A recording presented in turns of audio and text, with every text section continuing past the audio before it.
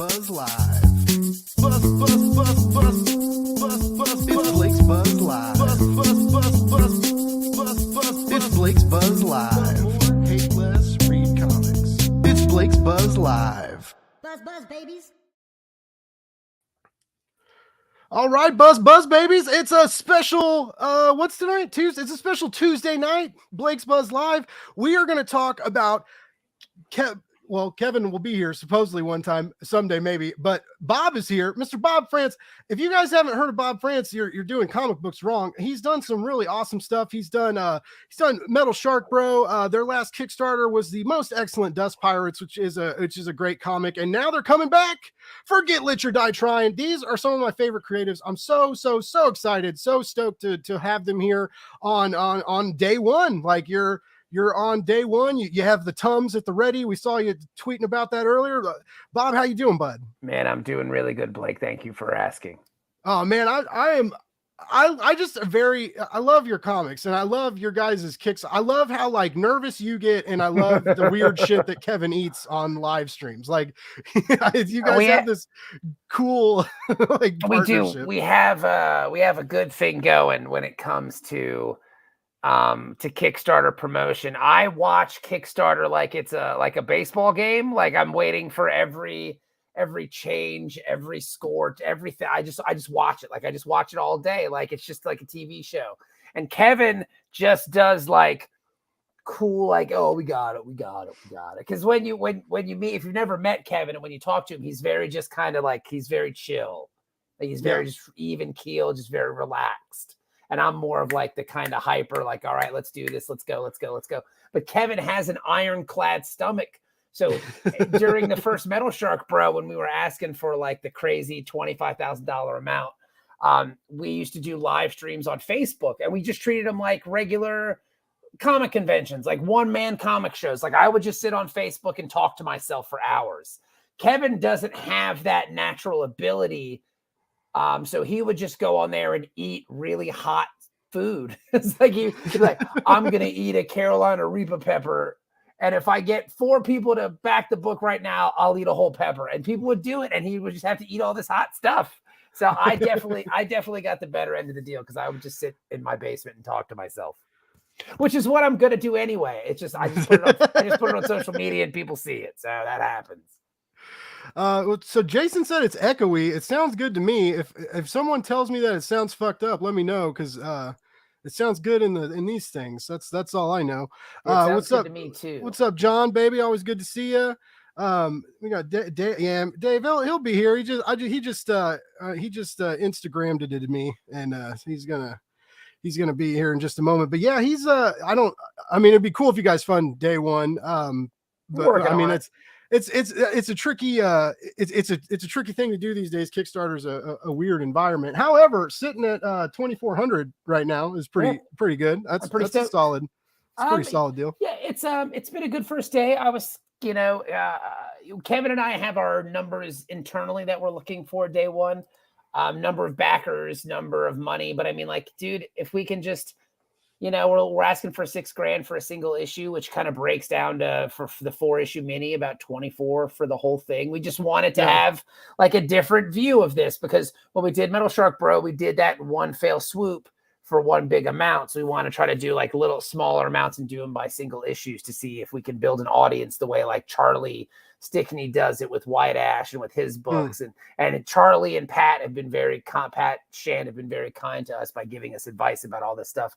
So, I mean, we're trying new things, man. We're trying new things. And, I feel much better about trying to get 6,000 than I felt about trying to get 24,000, And then what was Dust Pirates like 11 or 12? Dust Pirates was like around 12.5, something like that. Yeah, it was very stressful, man. It's just because I remember you were stressing, but I mean you guys funded, but they made you wait for the last. It's okay, week. But that's the thing, man. Like whatever, dude. But that's what it is. I mean, like it's just because you believe in these projects so much, like you've put so much into them, and you want to see them become a reality. You want to see these things happen. That of course you're going to kind of stress the 30-day period. It just kind of happens. So that's kind of where we are right now. Just rocking it out, just moving and strolling, making things happen. And we're putting it together, dude. We're really excited about the book. We love the book. Like the creative team is so solid. It's a lot of fun. It's a really fun book. Yeah, I really like the art. Kevin would like send me like when you guys got pages, he would like show me stuff on Instagram, and I was like, what is this? This looks awesome. And then that was like a long time ago. So like I've been like waiting to like get for this to launch. I've been really, really excited for it. And just like Dust Pirates, like Dust Pirates was awesome. I was late to the ship for Metal Shark. Hey, that was a good metaphor. There you go. But like I got those trades through Scout, and that like I just fell in love with that, and so like that kind of sealed the deal for me with you guys. Like anything you guys put out is going to be like on my list. Thank you. There he is, sir. What's up, Kevin? How you doing? Told you. What's going on, Blake? Kevin's late for everything. That's just what he does. Like he's just late. Like I can't explain it. He's just late. Like that's Bob, just how a wizard always arrives exactly when he means to. I guess, right? Hey, as long as you show up, baby, that's all. That's all that matters. He's here, and that's all that matters. I was just telling Bob that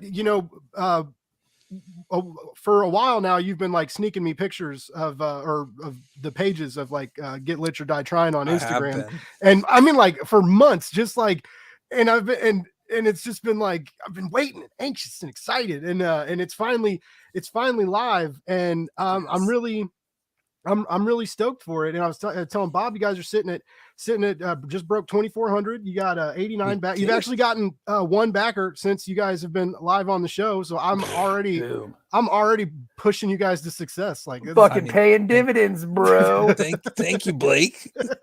I mean, but isn't that comics kind of works out that way? Like motherfuckers are always trying to take other people's success and make it their own. Like, I did that. That's all me, baby. I made that shit happen, son. Look at that. We a team. It's like we're not. No, what? Oh, and I'm so bad about that. You'll catch me tonight. I'll say we, like I'm part of your creative team. I'm like, guys, we got this. You are, Blake. But the cool part, but that's the cool part about Kickstarter is that people, they take ownership of your thing as well. Like they feel like they're part of the team, and essentially they are, because they're making it happen. Like they're not writing the books, they're not drawing the books, but they're providing the financial backing to let these things happen. So I mean, like, yeah, dude, and that's what you're looking for when you're a creator. You're looking for community, community, and you're building a community. So like, I am honored and privileged that you feel like you're a part of our community, Blake. Like, I think it's amazing, and I think what you do, Blake's Buzz, what you do for the comics community as a whole is a valuable tool, because there's so many creators that are just flying under the radar, or like they're doing this work and they're grinding every day, whether it's social media posts or writing scripts or pitches, and they're doing all of this stuff, and they feel like no one cares, like no one's watching, no one gives a shit.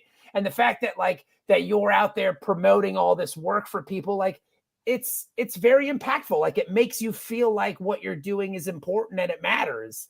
And if it matters to you, then there's other people out there too, man. So it's just like, yeah, thank you so much for the energy and the vibe that you bring, and wearing the funny hat and the ridiculous sunglasses, and like it works, man. Like you do. He looks like he's the X-Men's like helicopter pilot. Yeah. Like, he's Wild Bill, but in the X-Men. But it works, and like and it brings attention, and it helps you create your character to get your word out there, but while you're getting everybody else's, it's very powerful, man. So thank you so much for giving creators like Kevin and I this opportunity to talk about our own stuff.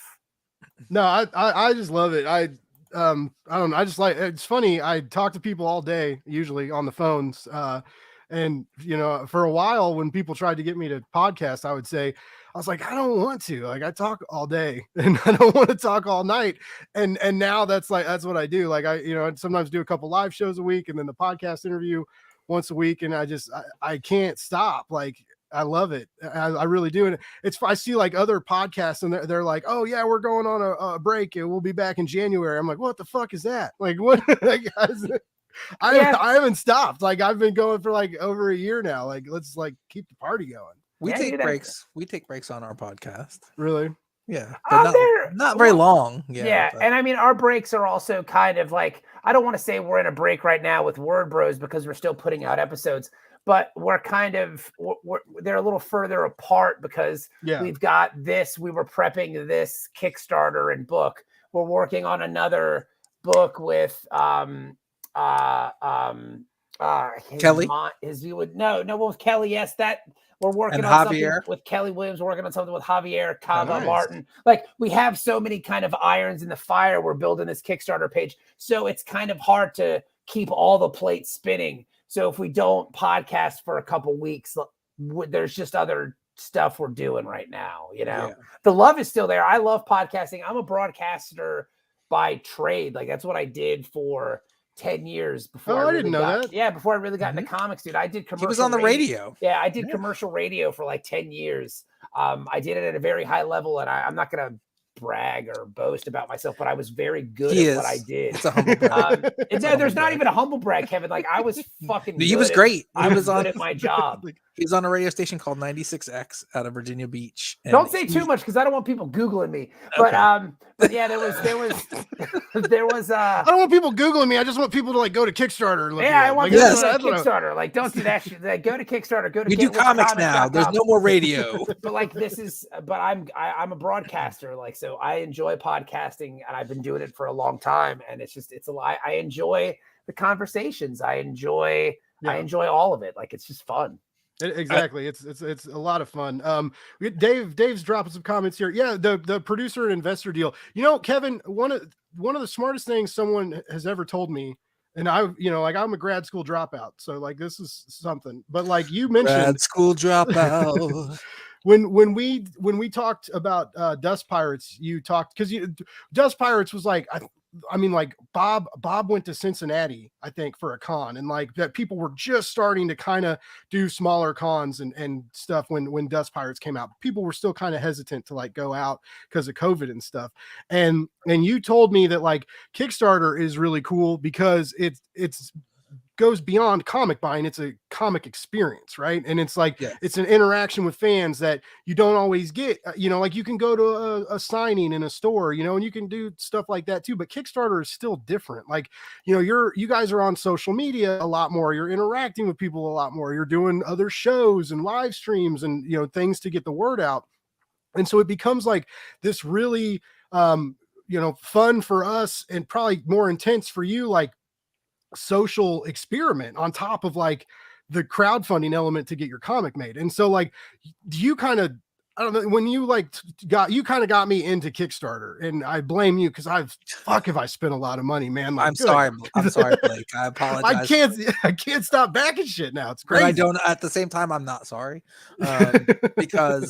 Because the fact is of it all is you're going to get a different buying experience on a Kickstarter than you would even from a comic shop signing.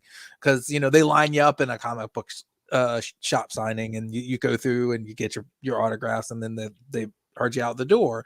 And that's not even a dig on the direct market. It's just the way it is when you're going to see somebody who's, doing an X-Men signing or something like that. Yeah. With a Kickstarter, you get to directly interact with the creators at some level, no matter what your pledge is, because, even a book plate pledge, they have to sign that physically and give it to you. And like, it's more of a direct, like, thank you kind of thing than like, oh, you bought this X-Men book when I wasn't at the shop, and now I'm here at the shop, and now I'm signing your X-Men book. Thanks for buying it. I don't own the X-Men. So it's also not that like collective experience where when we created this, we thought this up, and you were nice enough to think that our idea was good enough to give it money. Yeah. And that in the long term means a lot to any creator, I would say. Like anybody who's doing this for a profession, it means a lot to them.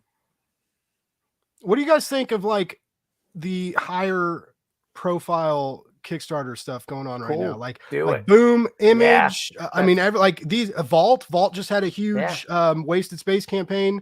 And raised a lot of money. We're Yeah, all for it I am because not. Yeah, I'm go ahead, not I'll one let of you the. tell I them am why. not one of those guys that is like, fucking, this is our space, and how dare these fucking guy. No, man, because if Boom can bring some of their audience to the party, then there's a chance that some of their audience that doesn't know a lot of these books exist, our book, Pat's book, Charlie's book, the Sloth book, Steve's book. Like, there's so many great books out there, and if they can get to the party and see these things, then so be it, Jedi. Like, let's spread the love. Let's spread the love around. I have faith in my own work. That I think our work can stand up against some of these other things that are out here. So, like, yeah, dude, the more the merrier, right?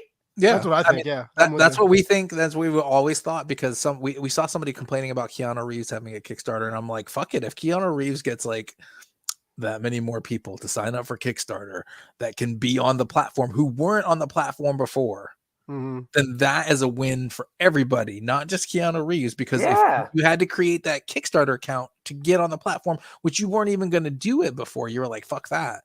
But now you did it, and now you're like, well, what else do they have? Oh, they have these cool D&D books, so I'll back that. Or they have this cool thing over here. So, like, you're on the platform now, and you're on the platform because of Keanu. So thank you, Keanu. Yeah, that's what we think about it. Like, Bob and I have talked about that at length, wherein people were like bagging on Matt Hawkins and Top Cow for doing a kick. I was like, dude, Kickstart away, because the more people that you bring to the platform, the better it is for everyone. Yeah. And if you don't see that, you got blinders on. Yeah, Dave's right. Brings the eyeballs. Yeah, totally 100%, because you need an audience. Like, you need that. And it's something that what we are lacking in indie comics is that right promotion tool, that right audience.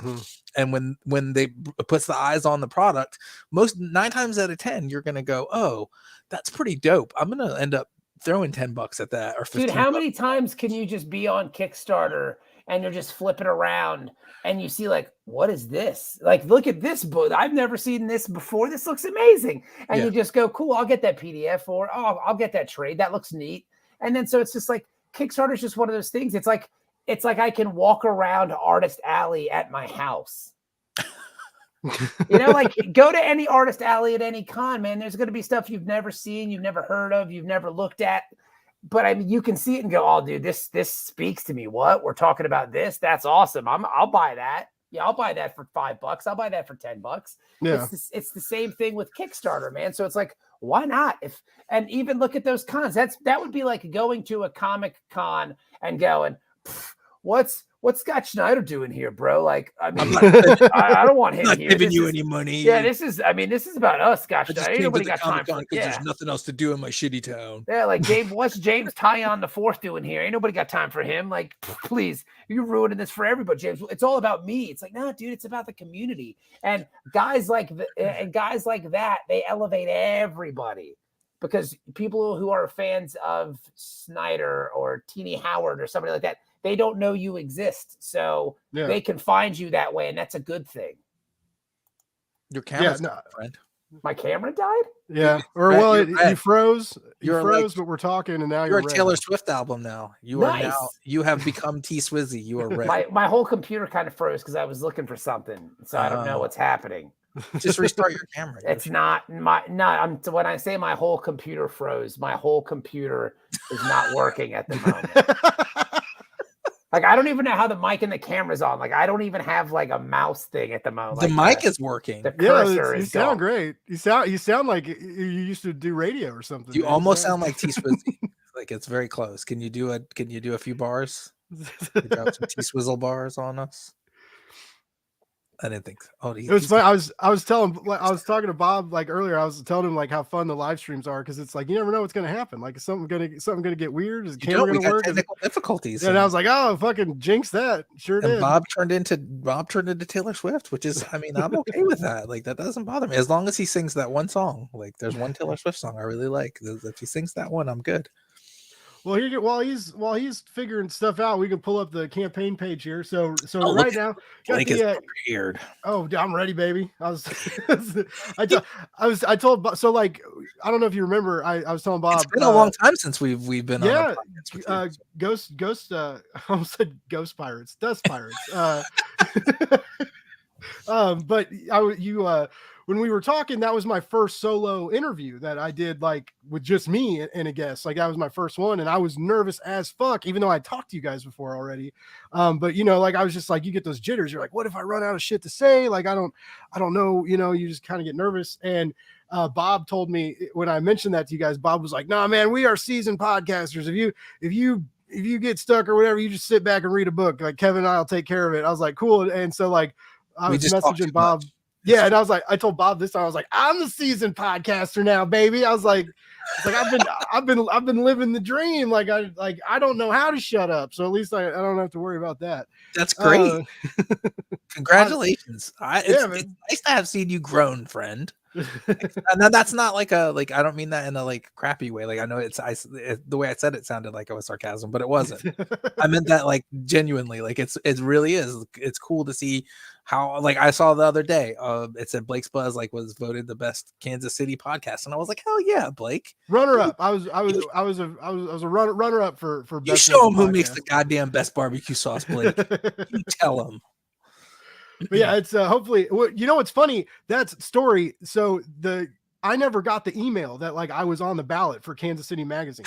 So you never got to vote for yourself. That sucks. Well, I couldn't even like get on Twitter and tell people to vote, because you can get anybody to vote for you. They don't have to be in Kansas City. And so it all went to spam, and I didn't know, and I still got to be a runner up. And I was like, oh man, fuck, like if I would have like promoted that, like maybe I could have like won.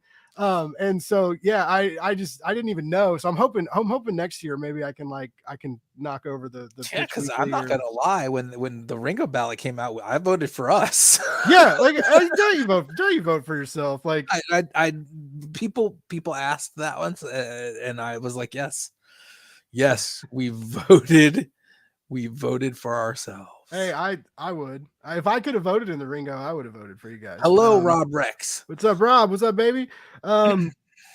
So, like you and Bob, both of you. So yeah, anyways, so you guys are 89 backers. You got 30 days left to go. Well, it's day one. So you just broke 2,400, and I'm really excited for this comic. I think it looks really fun. And I mean, if you look right here, like your last three crowdfunders were, I love these three comics, Metal Shark, Ninja Nuns, and Dust Pirates. I thought were all excellent. And this is like real. I like how you guys are diving into the fantasy genre. Like this is cool. Like I'm intrigued to see how you guys, go about this fantastic adventure. It's funny that you mentioned that, because Bob and I are both D&D players, so we both love D&D, and we were saying that we wanted to do a fantasy comic, but the thing came up, like, isn't Dust Pirates kind of a fantasy comic? I would say yeah, like, but it's more of an action like pulp comic. If you were to ask me, I would say it's more of an action / like pulp comic than actual fantasy.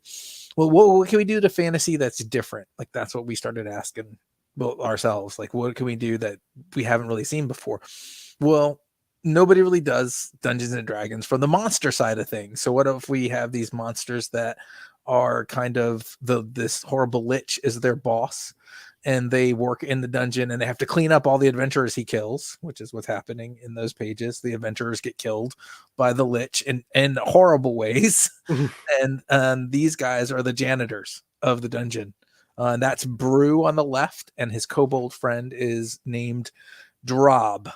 And Drob, funny enough, is from an actual D&D campaign that Bob was running, where one of the PCs befriended a NPC kobold, and his name was Drob. So he said D-Rob at first, so it was actually funnier, like D-Rob. And Drob was like this NPC that Bob got to play as the DM for like ever. I think I don't think Drob died throughout the campaign. I think the PC died before Drob did, but so that was the joke. So he wanted to put Drob in there. So Drob is in there. I want to play D&D so fucking bad. Like I've tried to get into groups. This guy at my work was kind of trying to do it, and that kind of fell apart.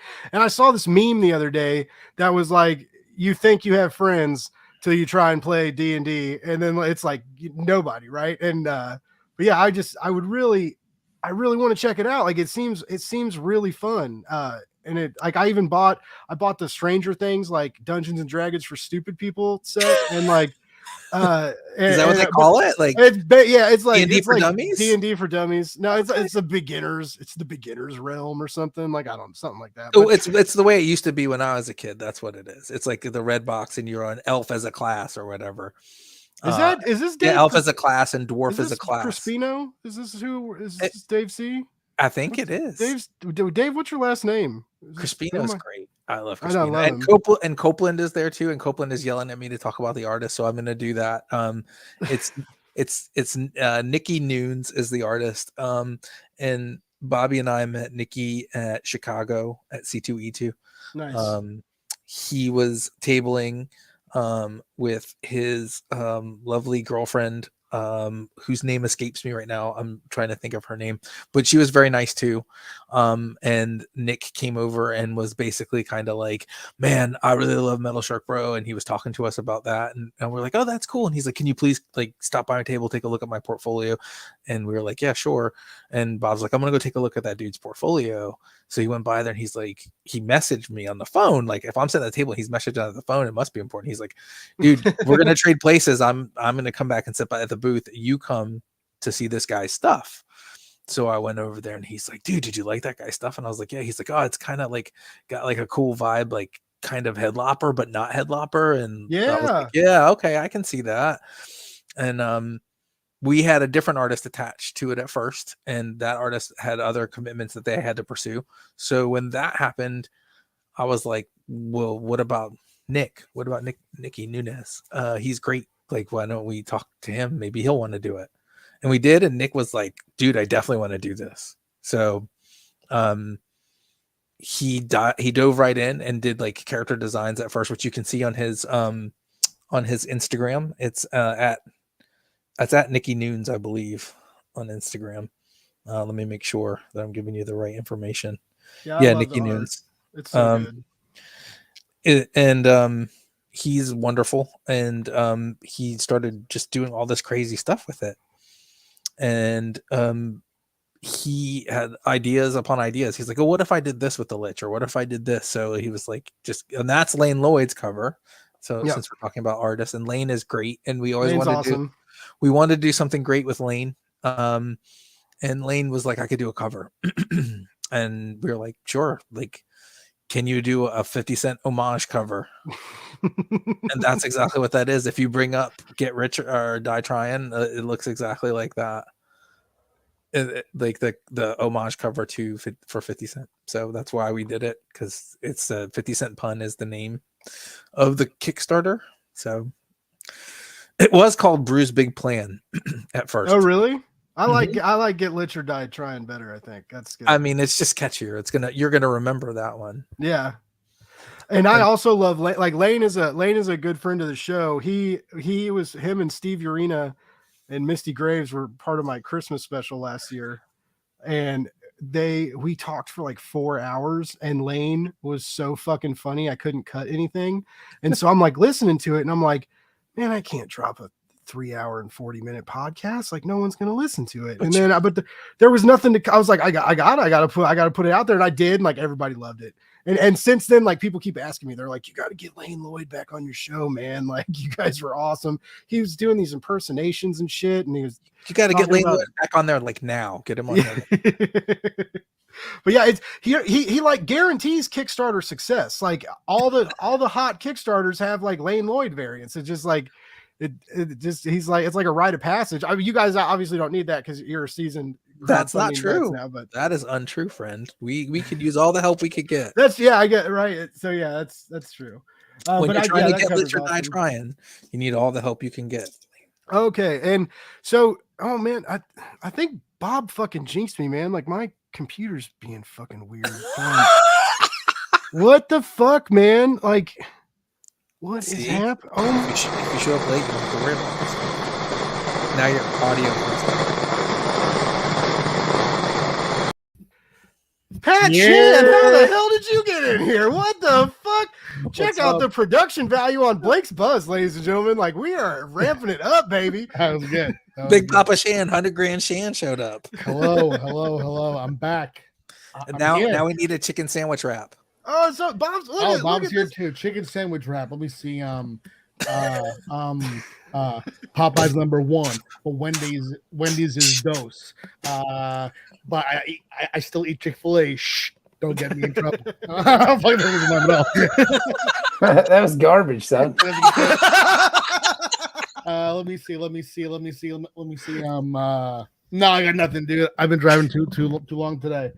Back from Atlantic City, back from Exotica. I'm here for goddamn 2 days, then going to Baltimore with these. Damn, man. These fools. Let me see if I can do this right. Oh, are you guys all going to Baltimore? Yes, sir. Yeah. Very cool. I'm gonna go to Kevin's house, clap his cheeks real quick, and Yep, it's gonna happen. And then we're all going to Baltimore together. Yeah. Well, that'll be a good time. Hi guys, congrats on your campaign today. Congrats on your campaign. Well, I mean, yeah, there's a lot of congrats going all the way around today. It's very nice. Like, yeah, I was surprised.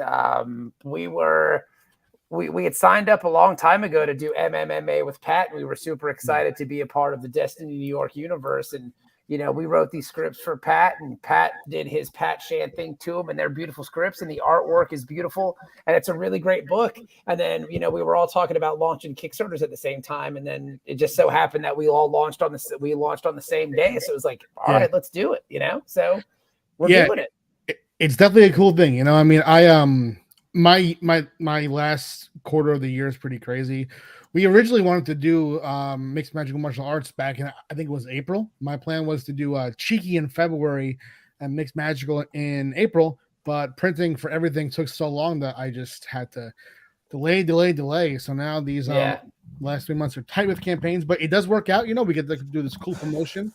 I re-recorded my video so I could interact, with what you guys did, and I think it was cooler, more casual. I was on the pier at Atlantic City was so creepy, dude. It was just it was very windy. Up. Yeah, it was weird. But yeah, I wanted to crash the stream and say hi to you guys. Blake, thank you for having me on. Yeah, man. I'm not sure how long I could stay too. I have a call coming in, so I'm gonna have to dip out for that. Yeah, dude, do what you gotta do. Pay you. Yeah, I just wanted you to pop in just because you guys might be wondering why Pat popped in if some of you aren't like privy to the dopest Kickstarter campaigns live right now.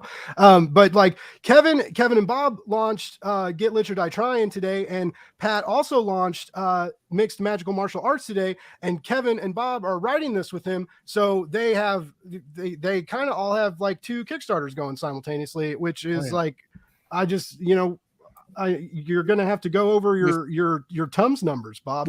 I feel like you got to bump those. You got to bump those. Man, I mean, up to 6, dude. The thing is with Pat's Destiny New York thing, his project, like Pat's a well-oiled Kickstarter machine, man. Like he's already funded. He's like $500 away from being funded. So as soon as 250, I was at 250. My old eyes don't work as well as they used to. despite these gigantic glasses, $250. Pat, but I mean, Pat's so good at. I mean, like I said before, he even jumped on. We talked to Pat and Charlie Stickney about like trying to run a Kickstarter campaign and like things we can do to be more proactive and kind of proficient on the platform. So Pat's he's an inspiration to us because of the work he does. So I mean, I knew Pat was going to fund. Like Pat knew he was going to fund it. For Pat, he's the $6-figure man, baby. For Pat, it's just where is it going to stop? We're all going to fund. I just it's kind of hard to predict this time.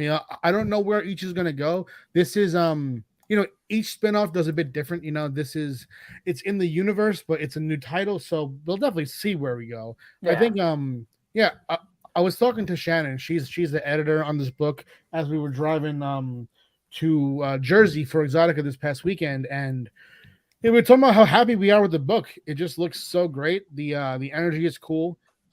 We have pages for chapter 2 coming in. This could be officially the most that we've done for a book before launching the campaign, and that's my new mode going forward. Because you guys say that you listen to what I say. I also listen to what you guys say and do, and you guys do a lot of the work up front before the campaign even starts. So I'm definitely adjusting more to doing that kind of stuff too. Well, we were talking earlier. with just Blake and Kevin and I, and he was talking about Blake was saying that Kevin was sending him Nikki's pages. Nikki Nunes is the artist for Get Lit or Die Trying, and he's just he's so good. His art is so vibrant and alive, and the colors pop and the designs are awesome. And Blake said he was getting excited to see the book, but we kept pushing off the Kickstarter because we wanted to get more of issue 1 finished before we launched. So we could just hit the ground running. Okay, cool. The first 9 pages are already done. He's already working on the second batch. So it's like, cool. Hopefully we can have this thing in backers' hands very quickly. Our date, if you look at our date, we pushed things back to July of 2023. And the only reason why we did that is because what Pat mentioned is just who knows what it's going to look like, what paper is going to look like, what the supply chains are going to look like. So we wanted to give ourselves a little bit more time because we ran into some issues with Dust Pirates. The book was finished. It just took us fucking forever to find paper and a printer. Find paper and a printer and to get it from the ports into this place to that place. Long, and even postage now, like international postage takes an eternity. I sent stuff for Dust Pirates and I was getting messages back going like, we never got our book. And it's like, oh my God, I guess I'm going to send you another one because it's been like 2.5 months. So it's just kind of one of those things where you're at the mercy of so many different supply chains and so many different kind of masters that let's try to get most of this done now so we can beat it to the punch. You know what I mean? No, it's smart. It is smart. And I've done the same thing as far as my delivery dates. I've pushed those way, way further back. And my intention is to always beat them. But I was going by how things used to be before, everything that you mentioned, but especially the port has really slowed down. Most of the process has recovered from COVID. I don't know what's going on at the port, but that shit is, it was better in the thick of COVID. It's not good. So I don't know what that's about. But there's a picture of us and Pat there. Can you scroll back to that, Blake? We're going to address that real quick so everybody knows the truth behind the story. Bob and I are actually from the fucking Shire, and we were sitting on Pat's giant ass lap. Like that's what happened. Like when you're Big Papa Shan and you have it like that. That is what happened. That's when we first met at Baltimore. Yeah. We were like tiny children from the Shire in Big Papa Shan's lap. It looks he was like, he's like, there's chicken sandwiches over here. Oh, he said, enjoy. The best part about it is I think I'm like 2 feet taller than Pat is in real life. Like Pat's a very little man who could fit into my pocket. Excuse me, sir. I'm a 6-footer, Are you a 6-footer? No. If he's a 6-footer, that would make you an 8-footer. Yeah, right. Like, Bob's taller than me, and Pat wouldn't stand up when we went over there. He's like, you both are giants compared to me. Yeah, how tall are you guys? I'm 5'5". Oh, 5'11". I'm 5'11". I'm like 6'2". God, you're a tall bastard, huh? Well, my dad was tall. My mom's tall. Like I'm a tall drink of water. That's all I can say. How about you, Blake? And classy and I'm good looking. 5'11" and wide. Guy, it's some tall fuckers in this chat. So I'm super stoked for MMMA. So this is I just recently got into Destiny. Like I've been picking up. Pat is like feeding me cocaine in card form, basically. Like I'm obsessed with these fucking cards. They look so good. I love them. I'm really excited for the game he's got coming out. But like he's like Rio, and he's got all these amazing artists, and like Terry Moore's doing a card for him now, and it's just like all my favorite artists are like doing these cards, and I like have to get them all. So I'm like, anytime he does something, they're beautiful. I annoyingly like message him, and I'm like, did I do everything Not right annoying to get at all all. the cards? You just need one of these though, Pat. You need one of these. I do need one of those. Yeah, those are really cool. My calls come in. I have to dip out, but this is the Logan alternate art that you can get at MMMA. This is just inserted randomly into physical packages. That's the only way to get it. Drink your Ovaltine, kids. Drink your Ovaltine, and you might get one. And if you back both campaigns, Get Lit or Die Tryin and Triple MA, right? You'll also get a Terry Moore Artist Edition card and a free print from these gentlemen right here. If you guys are live after this, I'll come back on and say what's up. But thank you for letting me crash, you guys. Thanks, Ginger Nas. Thanks for popping in, baby. Love Pat. Pat's great. Yeah, Pat's, Again, Pat's like awesome. he's just him and Charlie, and there's just so many people that are doing Kickstarter really, really well. And Kevin and I, we do well at Kickstarter, but we just need to be on the platform more. Like we don't do enough. Like we would hit Kickstarter once a year, and every time we were on Kickstarter, it felt like we were starting over. So we want to just try to be on the platform as much as we can, doing these books that we're doing, because we're really excited about doing them, because that's the beauty of Kickstarter, man. Like we don't have to wait for permission from anybody anymore. Like we met Nikki at C2E2 last December, and Nikki was on the same aisle we were. I walked by and I saw this print. He did this beautiful headlopper print, and I was just blown away by it. I was like, dude, this is amazing. Like your work is fantastic. Like let's do something together. And so when the first artist, because it's comics, your project can have a first, second, third, fourth artist. I already told this story. Yeah, people are going to drop out. We met Nikki. We're like, let's do it, dude. Let's make this thing happen. And Nikki's just so beautiful, man. His work is so good. It's so vibrant. It's so alive. Like it just pops. It pops off the page. And to see the art and to see the work that he's doing, it makes me want to write a better script. Like it makes me want to be a better writer, because we're working with such talented artists. Sounds it's like every time we get a like Jason a love Copeland story. It is like every time we get a Jason Copeland cover, it's the same thing. Because Yeah. Jason Copeland, he's a master of sideburns and double page spreads. and Canada. He's getting ready to do a cool crowdfunding project. 300. He's gonna 300 pages. He's gonna blow it out the water. Yeah, He's gonna do it. Dude, he's got that full tilt shit, son. It's gonna be. It's amazing. And Dave C has to be Crispino, because David Crispino is a tall. he's giant. He's a giant dude. man. he's a big dude. He's like a D&D barbarian. Yeah, he's built like a barbarian. But he's built like the a brick kindest, shithouse. gentlest soul ever. Like he doesn't have rage. He's a barbarian without rage. No, he's super nice. It's crazy. Like it freaks me out still. When like you know, like Kevin and I chat on Instagram sometimes, and I never. First of all, I never thought I would be like doing all these interviews and stuff all the time, and I'm still like so appreciative of it and having so fun. And I would never be doing interviews. And then, but like, you know, when people like want to talk to me later too, like when you're not promoting a book and you're just like, hey, what's up? And I'm like, hi, comic book person. Like, why are you messaging me? And it's just, you know, it's cool. I'm just very appreciative. Anyway, so like David and I were talking about magic cards the other day, because I went and bought a deck of magic cards. That's his thing. I want to try. Yeah, he got like real excited about it, and I was like, I'm trying to learn, and I'm like nerding out on like watching Magic the Gathering, Magic like YouTube videos, and then like just like buying a deck and like sleeving them and like looking at the cool art and reading it. I was like, this is fun, even if I don't like play with anybody, but I do want to play. Like there's a local card shop, and the guy was really cool. Shout out to Spanky's in South Kansas City.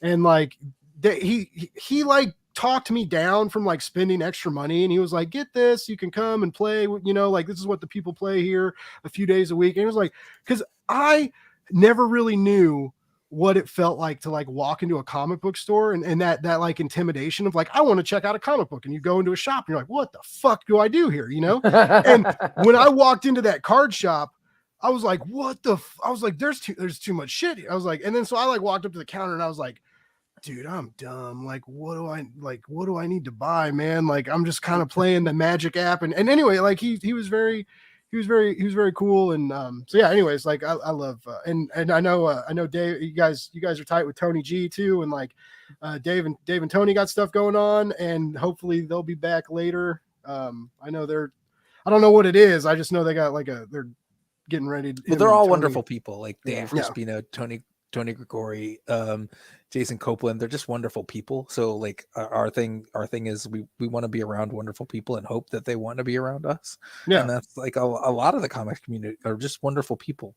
And we're just happy to be part of that with like such wonderful people. Like even the ones we don't know very well, when we meet somebody, like we'll be going back to our hotel room and we'll be like, oh man, that person's really cool. Like that happens all the time. Like, cause you it's all like an internet thing for the most part.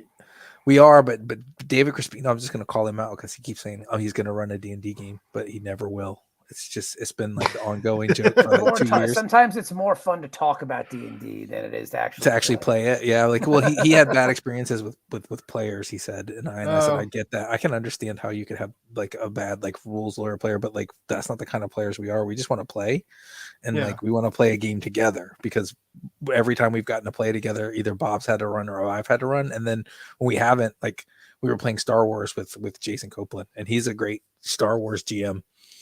But it's hard to keep a campaign together for very long. That's the cool part about Get Lit or Die Tryin. You can play D&D with Kevin and I. Like, we're gonna do like a one-shot game. I saw that. That was a cool perk. Yeah, I mean, because it's a tabletop role-playing style comic. So we figured, like, hey, if you want to play with us, it'll give Kevin and I an excuse to play D&D. You can play with us, so we can have some fun with it. So let's. And we're gonna have somebody else game master that, so we can play together with the people. So it's like a interactive environment.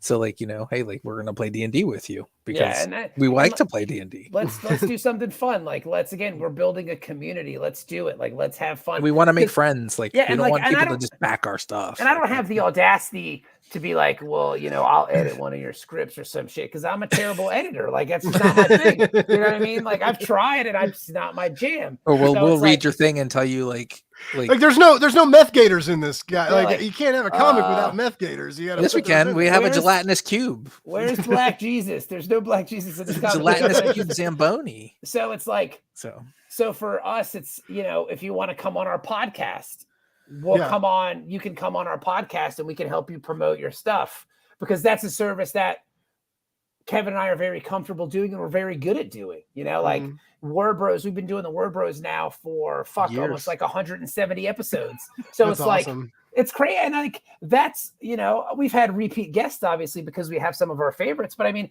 we're trying to spread the love because we've been given so much love by the community. So we want to try to spread that as well. And we love comics. Yeah, that's why we do it. That's why we're doing this, man. We love comics. We love the people that make comics, and we like making, like, we like telling stories together. Like, I think about like when I first started, and I thought I was gonna have to do this by myself, and I couldn't imagine like having to do it now without Bob.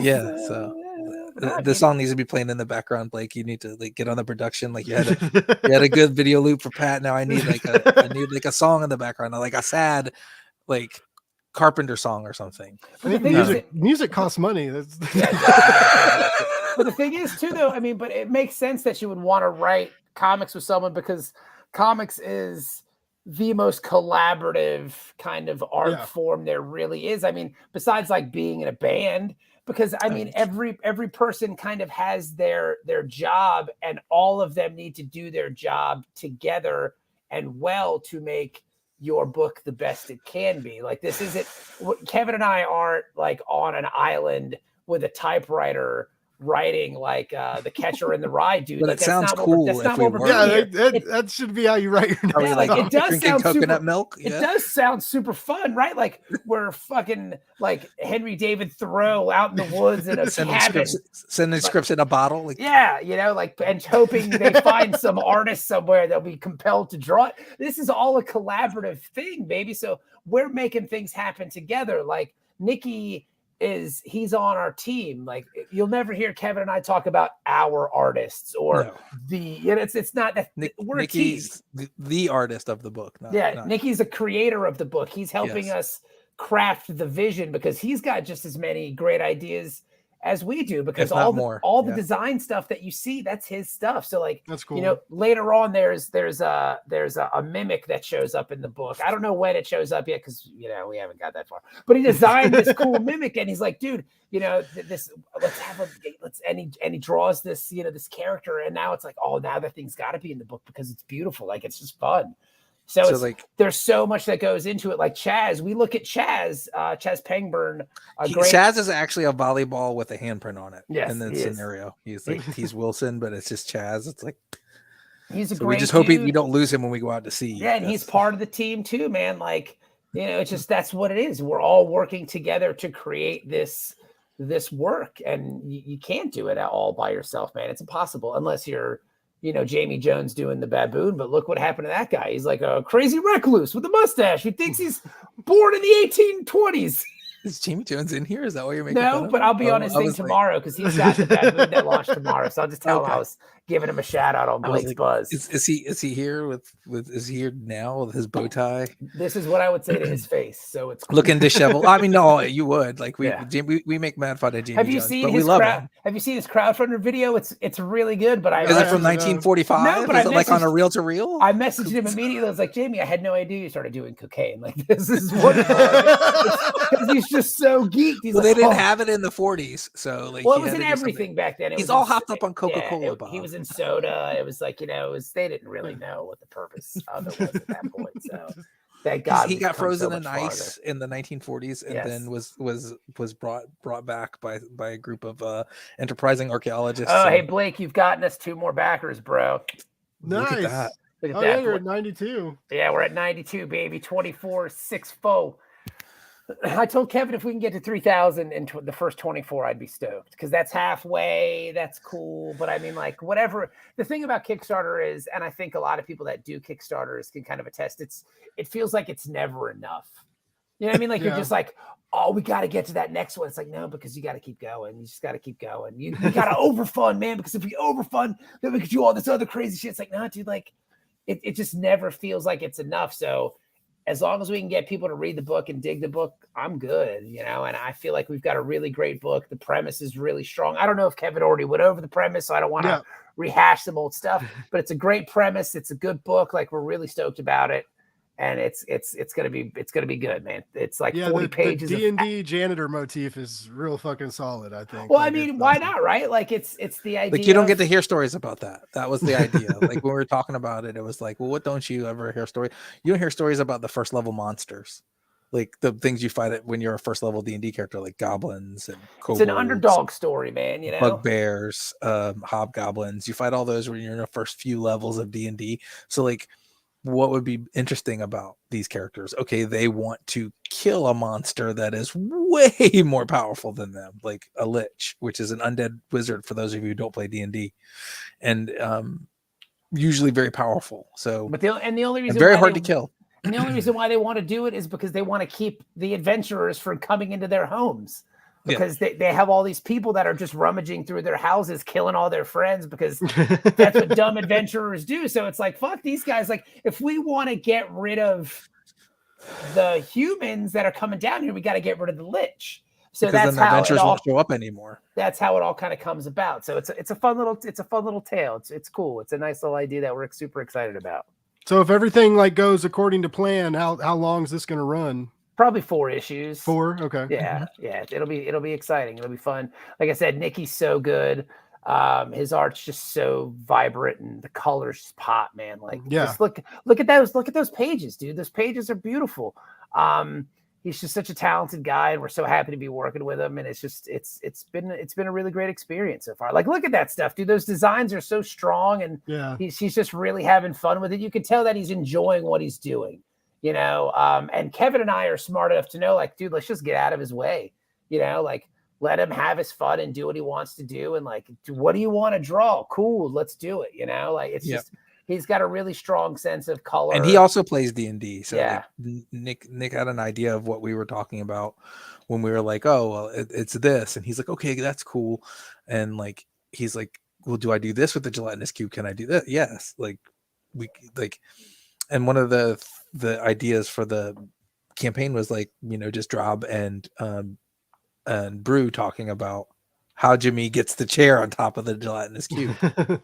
Because like, what are you going to wonder about? Like, he's like, it's genius. And he's like, what? He's like, how Jimmy gets the chair on top of the cube. And like, he's like, that's what you were thinking about this whole time, not like the existential dread facing us, like from the gods, like abandoning us. And he's like, no, just like, how does that happen with the cube and the chair? So, and you can get this in a foil too, right? This we're doing a foil cover of that. Yeah, it's gonna be a foil. Yeah, like we've got a cover. Nikki's got a cover. Elaine Lloyd did the that one, the 50 cent one, and that's all because of Pat. Like, Pat wouldn't leave us alone. He's like, if you guys don't do a 50 cent cover, I'm gonna be so disappointed. So we're like, fine, fuck, we'll just do it. Lane. And Lane crushed it. Like, Lane is so good. Kevin can attest to this. I've loved Lane stuff for so long. Yeah, he's just awesome. Since God Puncher. He's got that vibe that, like, a lot of people's work they don't look like Lane stuff. Mhm. So like, if we can find an excuse to work with them, let's do it. Like, there it is. So Lane did his cover, and Walter's doing a cover too. We coaxed Walter out of the backwoods of Florida to like draw a cover for us. It's not up yet because Walter's like, when do you need it by? Because I'm going on vacation. I was like, I don't know, man, soon. And he's like, all right, I'll do it, whatever. But I mean, we have if you watch the video, we have the roughs. Yeah, the roughs are in the video. I'm going to put the roughs up here tonight. And Walter's Walter's Walter. He's It's like going to be a great cover regardless, because Walter is really a good friend of ours. And like, I mean, it's a pleasure to know Walter. And he's doing us a favor by doing a cover, because like he's really decided that he's not sure if he wants to draw comics. Oh, really? Wow. I mean, I can't speak for the man. I'm not trying to speak for him, but yeah. But for like, the most part, the vibe we're getting is that he's right now he's not into that. He's just not feeling it, because that's the thing, dude. It's like, as we were saying earlier, he got burnt out before my internet decided to not work and my computer died. It's like, you do these things and you put your heart and your soul and every inch of your fiber of your being into these books, and no one gives a fuck. And like, eventually you just kind of find yourself just burning out, being frustrated with it. I mean, it happened to me, many years ago before I met Kevin and we started really working together. I had a book come out and I was stoked because I thought it was going to be a good thing and a bigger thing than it was. And it fucking nobody cared. And I had put so much effort into it. And I was like, fuck, dude, I don't even know if I want to do this anymore, because sometimes it feels like such an undertaking. It's an uphill climb, and it's hard to do alone. So it's an uphill climb where the rock comes down and fucking rolls you over every day, but you're stupid enough to get up, dust yourself up, and just push the rock back up.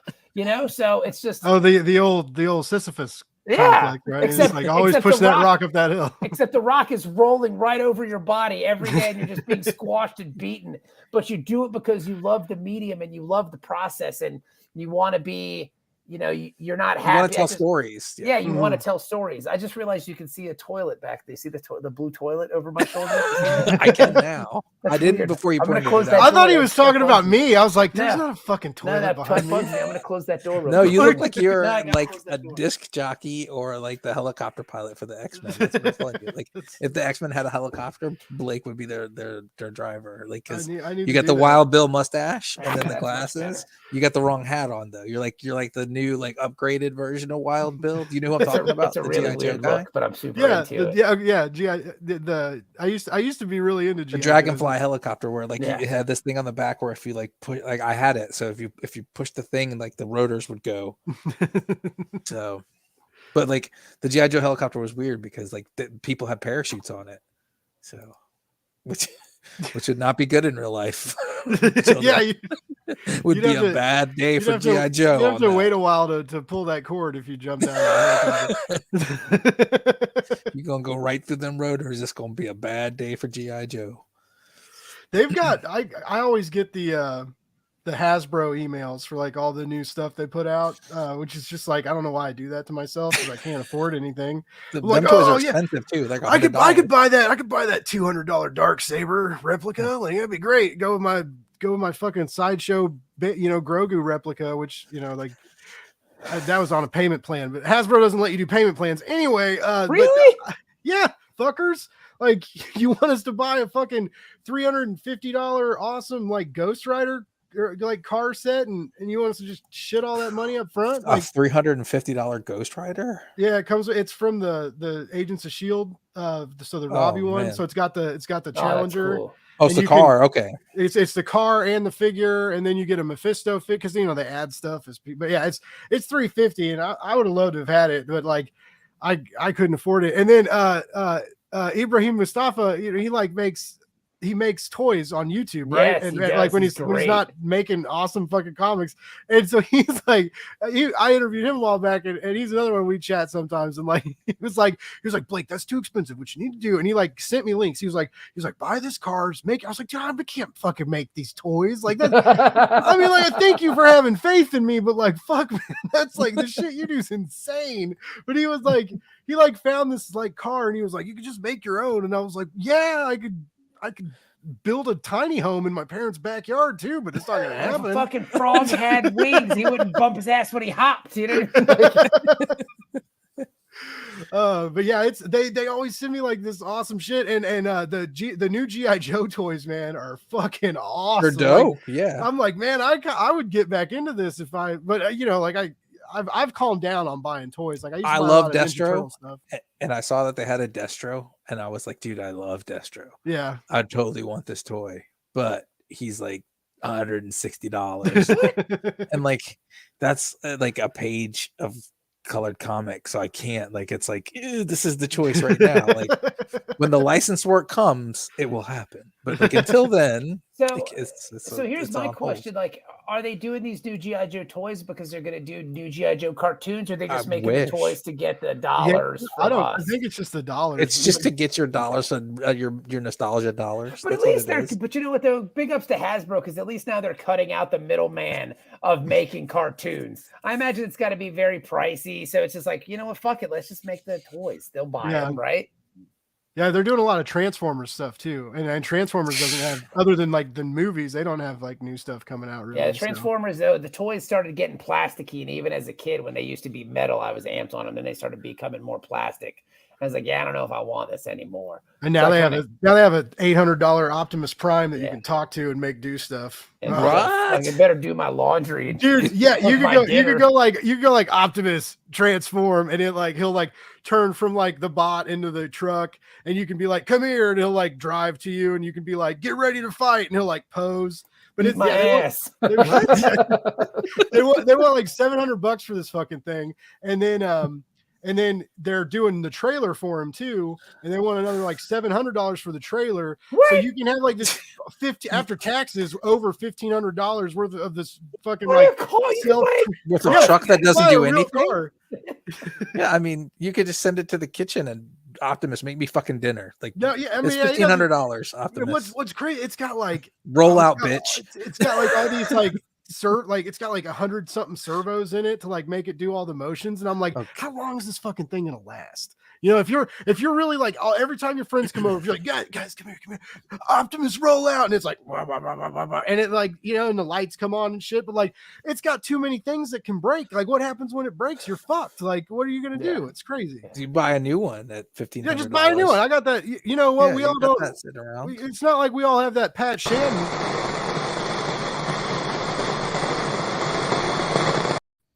Oh, he's back. I'm back. Hello. You see my collection of bottles over here? See where they right here? Where is it? If Pat's been on I'd say twice behind already, you. If Pat's been on twice already, has this been going on too long? Is the question that instantly pops into my head. No. Is this getting a little too not lengthy? long enough? Not long enough. How long you guys been? Oh, I mean, you've been on what, an hour and 2 seconds? Hour. 2 minutes? Usually the launch parties are a little shorter, but as what I found is my Wednesday night live streams when I have like 4 or 5 Kickstarter guests on, like, man, those fucking go for like 2 hours and 20 minutes, and I usually get hammered during them, and it's just like. Yeah, you know, I just gotta. It's well, actually, the last few weeks I haven't, but it started the first time I went live. When I first launched the podcast, I tried to do this like solo live stream, and I talked about some shit. And like I was using Zoom, and there was like a 20-second delay on like the comments that showed up on YouTube to Zoom, and I was so fucking nervous, right? And so like I drank like some vodka, like some iced vodka, and like I didn't realize how much I drank until like 15 minutes into the live stream, and I was like, oh shit, like I'm drunk. And then I just kept getting more drunk, and then everybody fucking loved it. They were like, oh my god, you are hilarious, like you got to drink on all the live streams. And then I started doing the live streams, and I was like I'll drink. And then so yeah, for the first like several Blake's Buzz lives, I got pretty lit, and and I always invite, that's like the slogan is Blake's Buzz Live, get lit and talk nerd shit. No one ever drinks with me. It's all right, Blake's Blake. lit. Are we drinking? Is that what we're doing? Blake, it's because I'm gonna go get some beer. It's because we're worried about you, and we think this is your intervention. We didn't tell you. We thought too much eggs and drinking too much whiskey. And Blake, you gotta stop. With all the eggs and whiskey, you're turning into my grandfather, and it didn't end well for him, and I want it to end well for you, Blake. So what we're saying is it's time to get some help. All right. Oh, It was just me. It's, It was just me. It's just Pat. That's Pat's entrance. It's true. Copeland Oh will my drink with God. us. Jason Copeland. I'm sure Jason Copeland's having a good cider because he's Canadian. He loves that's cider. That's what Copeland Canadians drink. They have ciders. What are you drinking? Transformers has a Magic the Gathering. Irish whiskey. Oh, Oh, there you Bushmills go. is really Bushmills? good. This is the one good thing the Irish fucking make. We didn't do shit. We didn't contribute shit to society, really, you know?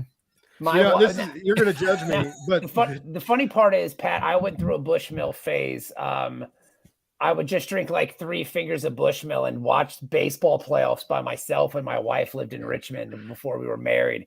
And that's when she really started worrying about me. She's like, "Bob, you're just sitting at home drinking you don't Bushmills on drink the it all rocks by anymore, right, Bob? yourself."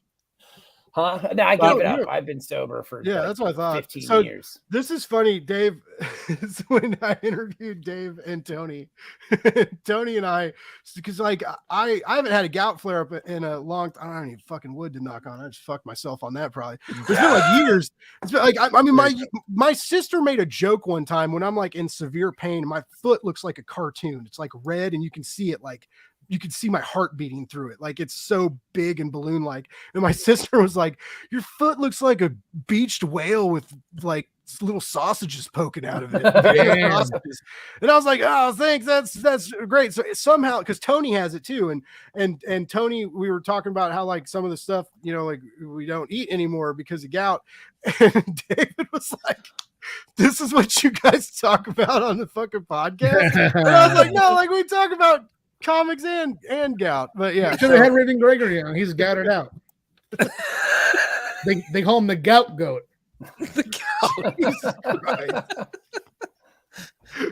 That's already celebrating, so you know, like it's a good day.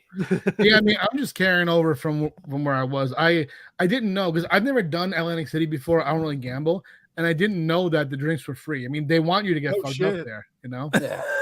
So you got more the hair of the dog that bit you, huh? All that Sopranos you've watched, and you had no idea what happens in Atlantic City. No, I mean, yeah, I've always just seen what I want to buy and buy it, you know. So at Atlantic City, the whole time I was talking to my friend, bitch, let's go to the strip club instead of this shit, you know. But he wanted to gamble. He was doing blackjack. He was doing the machines. Was he actually winning?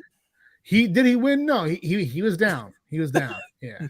I did a little bit of roulette and I won for a bit, and then I kept hitting the Jack and Diet, you know, and they kept bringing the drinks, and their plan worked. You know, I got drunk, and all of a sudden, all the chips were gone for some reason. I don't know what happened. Did you lose your thirsty Kickstarter money? Yeah, Is it all gone? It's all gone. How much money It's all did you gone. lose? You got a I was marker? wondering You what was got going a on with the marker? beard. Like, Oh yeah, dude, it's gone. It's all Well, that's gone. what's funny because when he was on the way out there, he posted a reel on Instagram, and he was like, sorry, I'm running late. I had to go to the bank and have him count all the money I had. He was like, yeah. I like to make Raven Gregory feel bad. You know, he called me that day, and he told me that he had $11 in his bank account. So I decided to just, you know, flex on that a little bit. That's what friends do. That's when you know you have a real friend. Yeah. Yeah. is that part of your beef? Is that part of your beef? Oh yeah. I mean, Never-ending I make beef. fun of his financial situation all the time. He's a broke bitch. We are now, Pat. Where are you at right now with He is almost MMA? funded. He is almost funded. Yeah, we collectively are Let's almost. refresh. We are at 309. 7,309. This is going to be a day one fund. Let me look at my past because I think until this year or last year I didn't have a day one fund. I don't know when it happened for me first. Let's see. I have it in my folder here.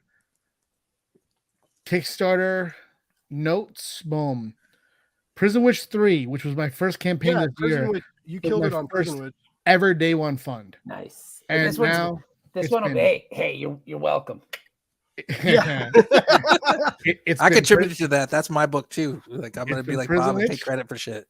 Prison Witch. Cheeky, What made Destiny you want to Europe, bring and them now on, this. Pat? Like what? Was I it- mean, I know you guys all like you know each other and you've been buds and stuff. But like, what made you want to bring them on? Because you haven't really brought external writers on to other than like Vita. Good night, Dave. Good night, Dave. See you, Dave. Bud. Thanks for tuning in, man. Really appreciate you.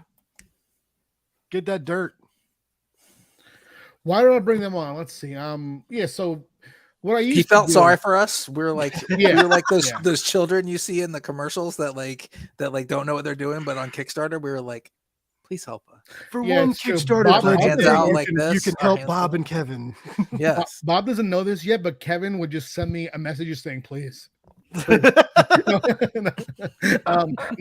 truth is that I used to the last few chapters of Destiny in New York, I used to have it where I would just invite writers that I wanted to work with, and sometimes those would develop into a full story. Like Vita did a Cherry Gilbert story in Destiny New York Volume 2, and I was thinking about spinning Cherry off, and both Shannon and I liked Vita's Cherry story, so we're like, why not work with Vita on that? So boom, that was that.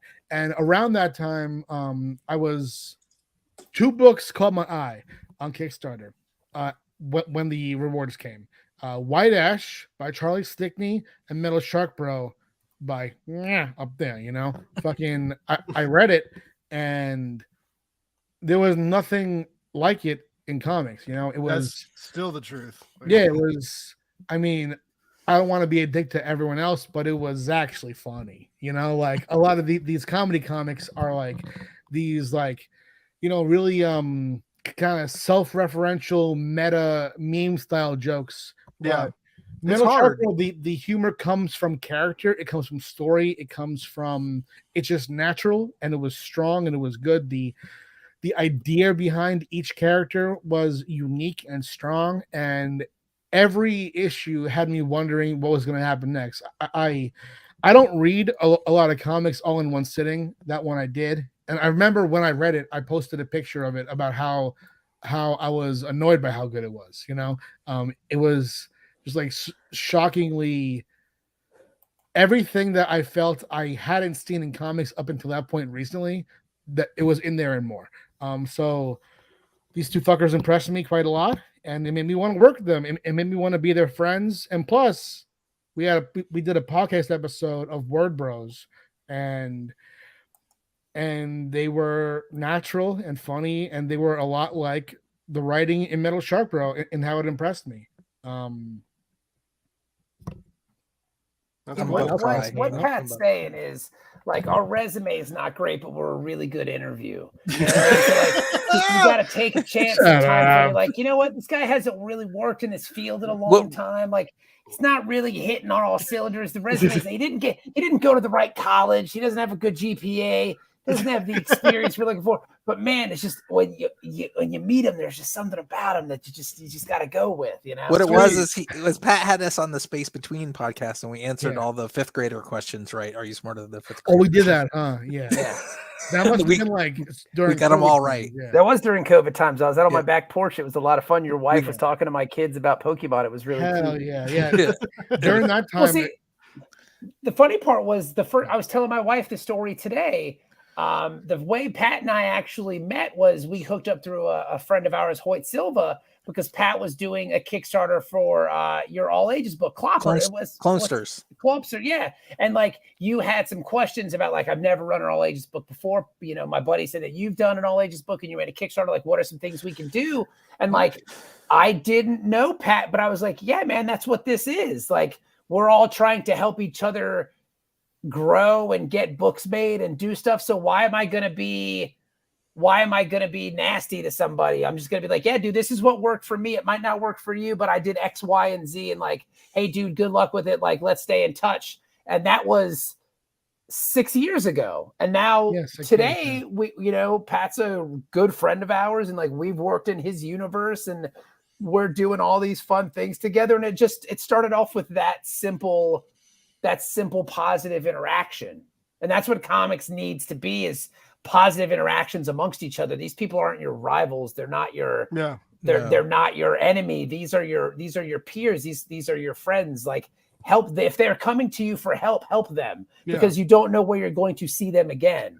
Yeah. And like, also Pat, like when I first met him was at Baltimore Comic-Con, and like, he said he was trying to get some more stuff published. So at that Comic-Con, I was a guest of Scout, so I brought James Hake over there to meet Pat because he said that's what he wanted to do. So I brought him over there, and James and Pat talked, and Pat has a book at Scout now because of that. And now it has all the letters. It has. Too soon? No. That's funny. I mean, dude, yeah. He decided to go avant-garde on the last part and didn't tell anybody. Yeah, right. He had an Atlantic City night and came home and was like, you know what? This book doesn't need letters. It's funny. Like, I really thought not only Scout's announcement, but I really thought that when people would read it, that they would see that something was wrong. But there was one review that I saw on YouTube where this is Pat's best work. There was one review that said it was a good choice, and I was like, bro, then no, that's not a good choice. No. But then there was a different review that said that they don't know what the writer was thinking, but this is not a good comic. And I'm like, yeah, no fucking shit, it's not a good comic. I didn't do that on purpose. Why would I do that? It's such a weird choice. Like, there's even panels where characters are like gesticulating as if they're talking, and it's like watching a silent movie. Yeah, like, why would the first half be, like one of my normal books, so wordy, and the rest nothing? I would think that they would figure it out. The page was on a letter count. Like, remember when you were a kid, you had to write a 100-word essay and you counted every word. He went over. That's what happened. I'm writing a 100-word comic. They cut the rest out. Yeah. I'm like, hit word count. Rio handled the rest. Scout was like, we got to save. Well, we're gonna get this comic out, but we're gonna save money on the letter. Exactly. They hit the budget. They're like, fuck Jim Campbell. Just let it run. They just let it run as is. Yeah. Oh my god, the art's good enough. Yeah. I mean, it is. Rio's amazing. I mean, it's strong. Yeah, it's definitely strong. But it's beautiful. Both Rio and I were. No, you were bummed. You were both. I mean, I what a bold choice. Bummed. Like, I've such a. And I'm glad they fixed it.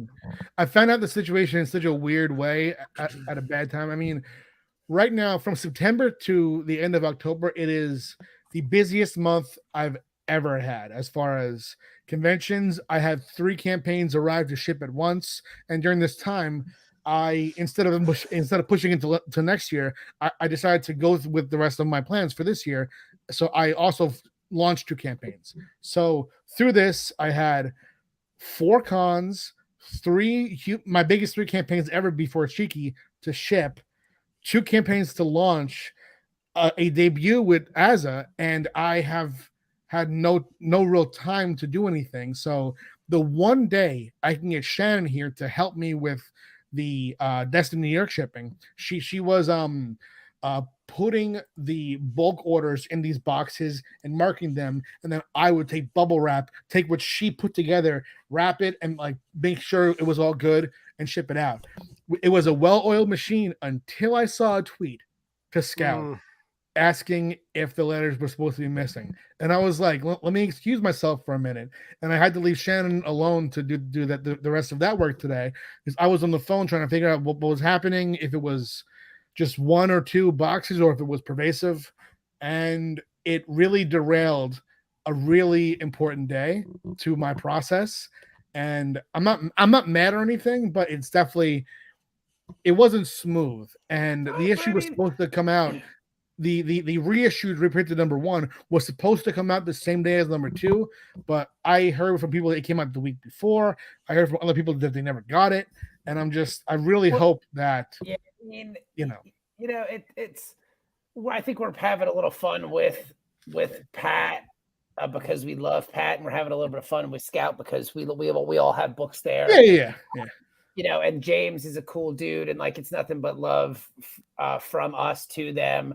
But I mean, unfortunately, sometimes there are things that are out of your control that you as a creator have nothing to do with, whether that's production issues or supply chain issues or postal service problems. And the best thing that you can do as a creator is just kind of move forward and just try to make the best of a situation and just be open and honest with it. And that's all you can do. Just be as transparent as humanly possible. I think where people get in trouble with some of these issues is when they just kind of hide and they disappear. You know, if like with Dust Pirates, we were late shipping the book, but everyone who backed the book got the PDF in December because the book was done. Like, here is the book. The book is finished. We are waiting for everything else to happen. Oh my gosh, we couldn't. I thought I had an in on a paper person. I thought we were going to be good to go, but unfortunately it didn't work out that way. But we were as transparent as possible about it. And that's the only thing you really can do. Yeah, you guys gave all your backers a lot of extra digital comics too. Because I mean, we felt bad, really cool. and we wanted to show like, hey, we appreciate you and we appreciate your patience. And like, I didn't get, and I know Kevin, I didn't get one bad message about it. Like, nobody was like, who the fuck is my book? It was just like, hey man, we get it, we understand what's happening. So cool, thank you. And as a creator, that's the best thing you can do, is just be honest and open with your audience and just get out in front of it. If you're hiding behind your keyboard or your anonymous, avatar, like that's not helping you. That's not helping your career. That's not helping you progress where we are. You got to stay out in front and you got to do the best that you can. I'm gonna get a drink because I need to be on Pat's level. I need to go soon because I got to work in the morning. So yeah. But I think a lot of people mess up because they don't do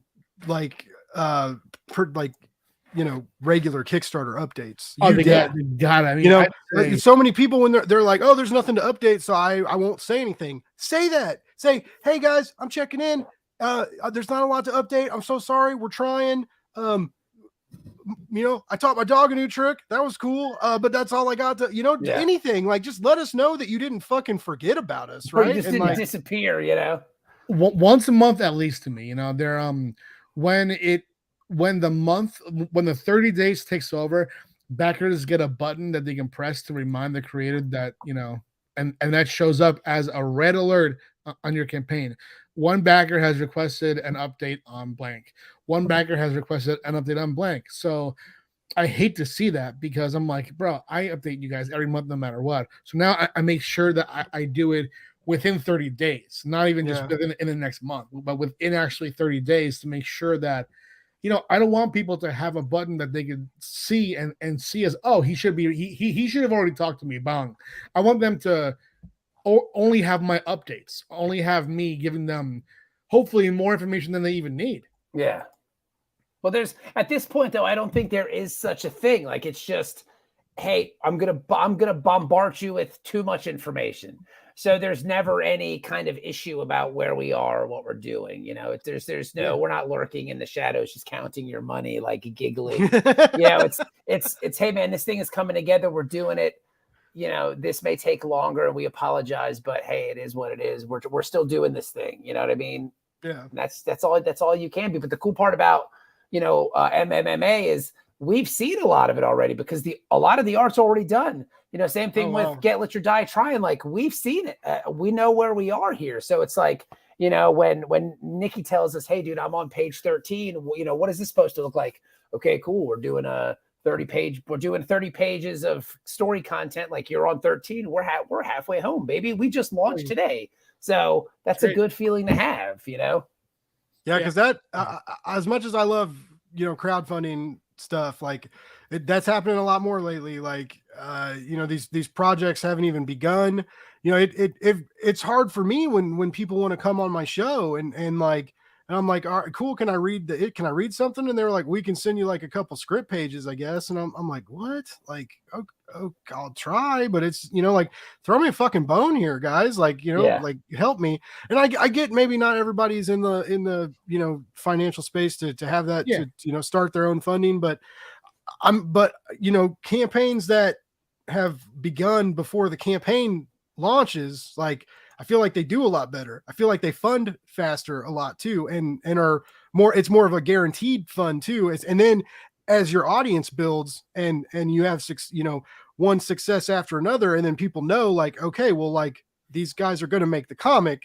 I'm going to get it. Everybody knows paper is fucking weird right now. So I mean, I think most of us understand that. But yeah, I just it's very odd, and the market is very saturated right now. Like, there's so much going live right now. So I'm There's glad. so much good stuff going live. It's good. Yeah, good stuff Andrew too. McLean and Alex Ziert just launched a book. I I'm know, like, it looks dude, so that good. thing looks dope. And then like Mario's got his book that looks good. And there's just Stickney's got the game out right now. Yeah, there's just so much good stuff out there. And it's just like, that's what I'm saying. Like going to Kickstarter is like walking Artist Alley. You're just going to find stuff that you didn't know exist. And like, you can drop, 80, 90, $100 on Kickstarter in 5 minutes because you're like, oh, that looks cool. I want this. Or this looks neat too. Oh, I can get a commission. Like, and then you're just, and then you're just, it happens, dude. It and really then 30 does. days later, it's like, you owe $250, motherfucker. And I'm like, shit. Got to sell my sunglasses. Yeah, I know. Damn it. Well, Bob, I know you gotta take off soon. So I guess, I just, it was great talking to you again. Of course, man. Thank you so much. It's been a while and this was awesome. I'm so excited for Get Lich or Die Tryin. Real quick, you want to just give us like a quick blast about why we need to kill the Lich and where we find you. The community, man, they're doing it for the community. They got to get rid of this Lich so they can protect all the people they love from these stupid humans that are coming through ruining everything. I mean, that's the basis of the book. Humanity sucks. let's try to stop them as quickly as we can before they kill us all. So yeah, dude, just go to getlichcomic.com. That's where you can find the book. I'm on social at bfrance19. Check it out. Pat, I can't wait to see you this weekend. It's going to be a lot of fun. We're going to have a good time in Baltimore. Kevin, I love you so much. I love you too. We wouldn't be able, I feel like I am where I am because we do this together. And I don't know if I would want to do this with anybody else. And I wouldn't want to do this without you. So thank you so much. And Blake, I'm really happy that we were your first interview. And I'm really happy that you're still doing this. And thank you so much for giving all of us a platform to talk about our things, man. Thank you so much. Oh man, no problem. It's a pleasure. I love it. I love talking to you guys. I wish best of success to all of you. Like you're all awesome people. All right, guys. See you, Bob. Later, dudes.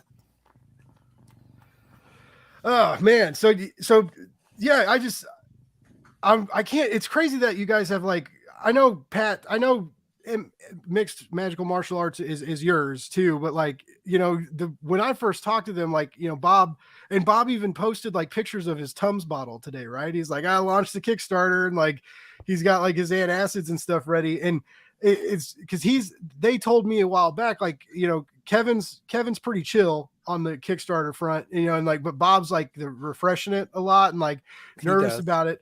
And I was like, Bob, you're doing two at the same time. And he was like, yeah, but one's Pat's. And I was like, yeah, but your guys' name's on the cover. So I mean, it's still you still got two going at the same time. I don't think I know anybody.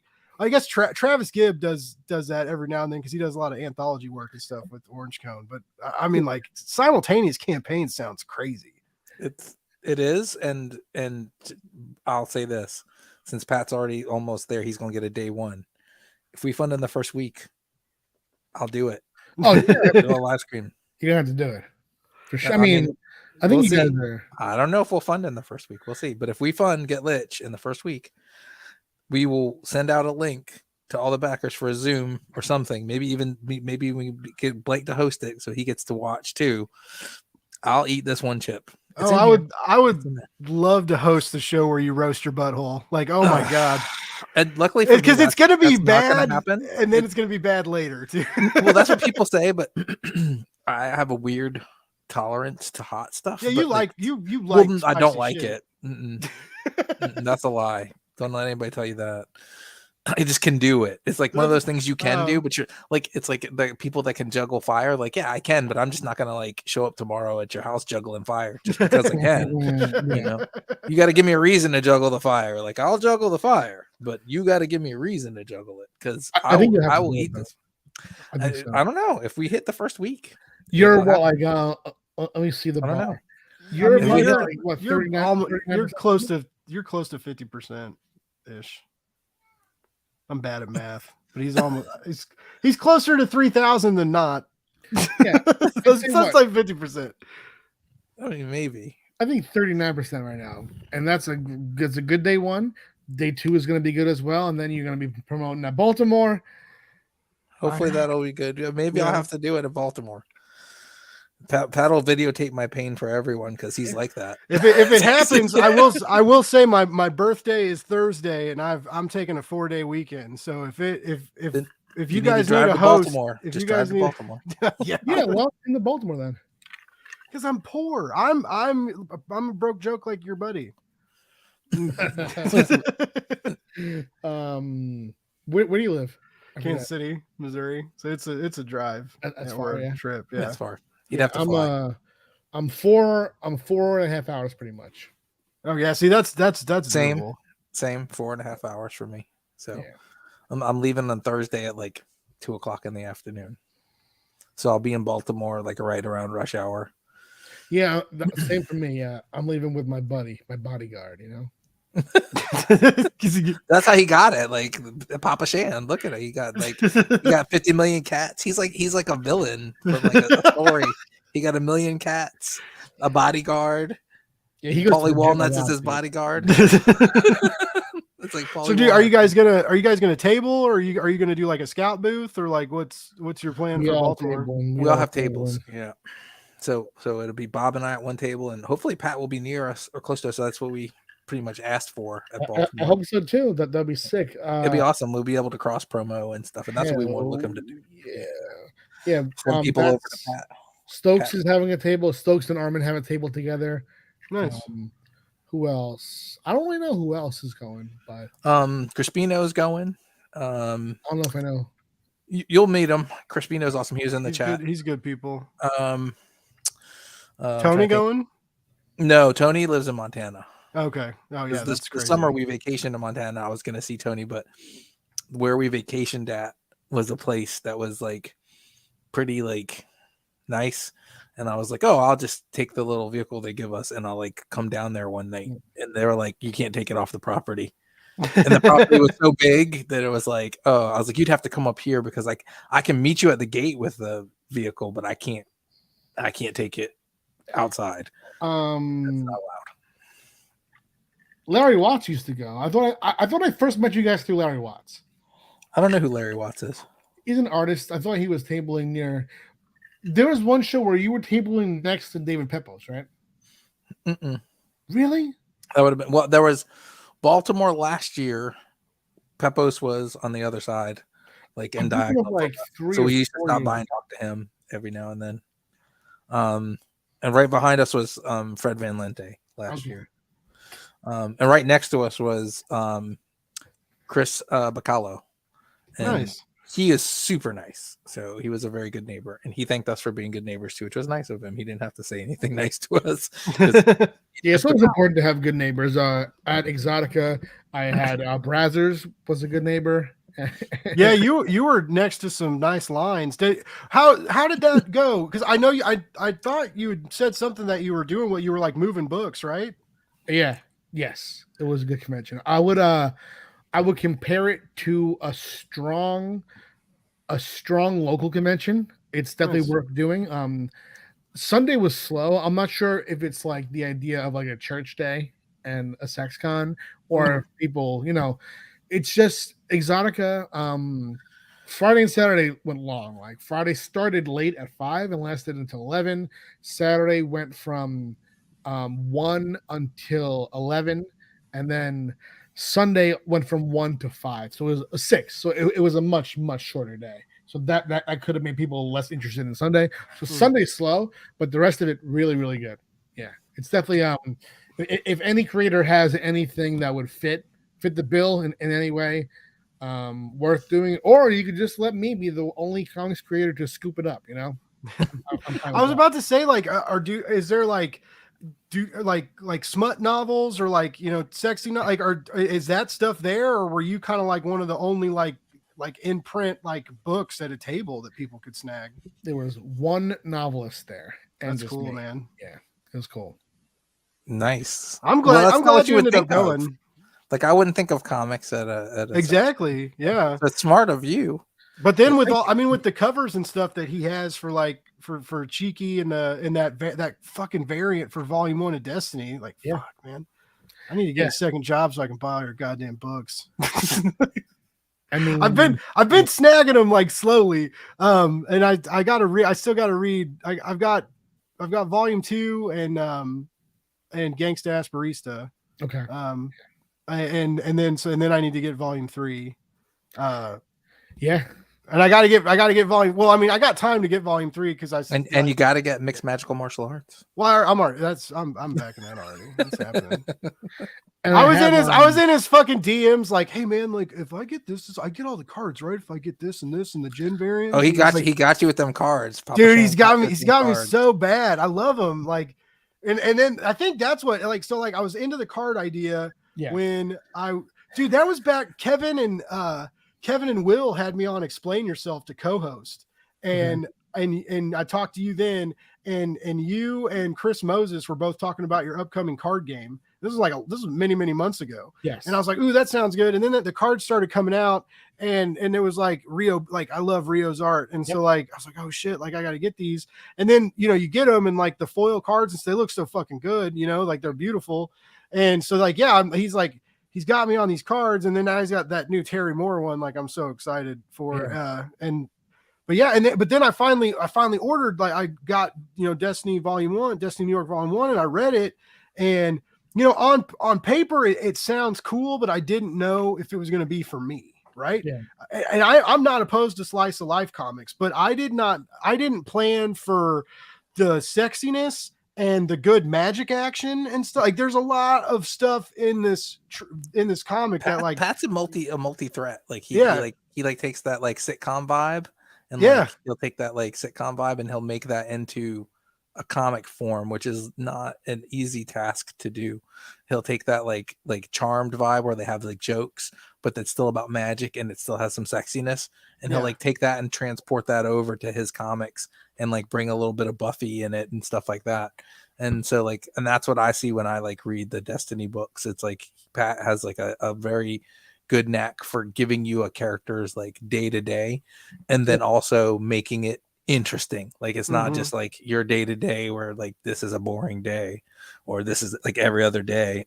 He's giving you like the interesting slice of life with like a little bit of humor and then some action. Like these are the reasons why this magic mafia is hunting you or whatever. It's got like that kind of stuff. This is why they want at you. This is why they have an assassin like with your best friend to get at you. Like so it brings the drama at the end of the day. Like it's got the drama to keep. Yeah, like in. big feels, big action, and just absolutely all the stuff I've read from Pat, like the artists he uses. Like, good God, like Pat, everything's just beautiful. I'm very, very picky with who gets to draw my titles, but especially that one. I'm having a hard time looking toward the future, to see who's gonna take the mantle. Lead. The mantle. The mantle. I mean, but the covers come really easy. Like I'm looking at right now, I have a cover to volume 7, a variant cover that I got from Luana Vecchio, and man, oh man, it looks so good. This came in during the weekend, and it's so sick. I can't wait to show this one. You're not gonna show it. You're just gonna say it's sick. It's like that. He's like, can't show it. No, look at this guy. I mean, hold on. Maybe I could. No one gives me fucking Blake's Buzz exclusives, man. That's all. I mean, everybody saves it for Comic Book Yeti. It's fine. It's fine. He's got 10,000 followers. Comic Book Yeti's chill. I've done one interview there. I prefer you. They're chill though. But hang that on the refrigerator. The reason I won't show the whole cover is just because this is not going to be on Kickstarter for about a year. But hold on. I can show a piece of it. Let me see. I think I know how to do this. Have you ever thought about bringing in like Elisa to do interiors? Who? Ramboli? Yeah. She was the main artist for a long time. Yeah, she's drawn more interiors than anyone so far. Really? Oh, that was her first American Comics gig ever. Oh shit! I didn't realize that. Oh yeah. I lead the league in scoring, but look at my assists, that was Elisa's first American Comics gig ever. And yeah, she's great. Those are hard shoes to fill. I will say that. Yeah. Let me see. So that's a note to all you artists. You're on notice. If you have great art, just start hitting Pat Shan's inbox. Yeah, I mean, I would love. You want to see it. whenever I do an invite, I just cannot find who I want, you know. But look, let's see. And I'll say this about Pat too. When he came to us, he said, like, I have this idea and we have a character that nobody really likes. That's exactly what he said. Is a character nobody really likes, Bailey. And she's kind of like the bad guy. Oh, I can see it behind you now. Yeah. That's nice. Look at that. He just disappeared into the boobs. Like disappeared into her cleavage, just deep dived in there. That looks beautiful. Like I forgot something. Oh yeah, no, So that's what he said was like, I got this character that nobody really likes, and like our goal here is to make her likable. Yeah, because like, she fucks up Logan's like the volume 1. Like it's weird because I saw it from a different angle, and I told Pat that like when he was like read this stuff, and I was like, I see it like Logan's sort of self-centered, and I feel like she's a little like selfish, and like I don't feel like Bailey's any less selfish. That's the problem. You have two selfish people in a relationship, and that's where the issue is. Like it's not really an issue with Bailey, I would say, from reading the first Destiny New York.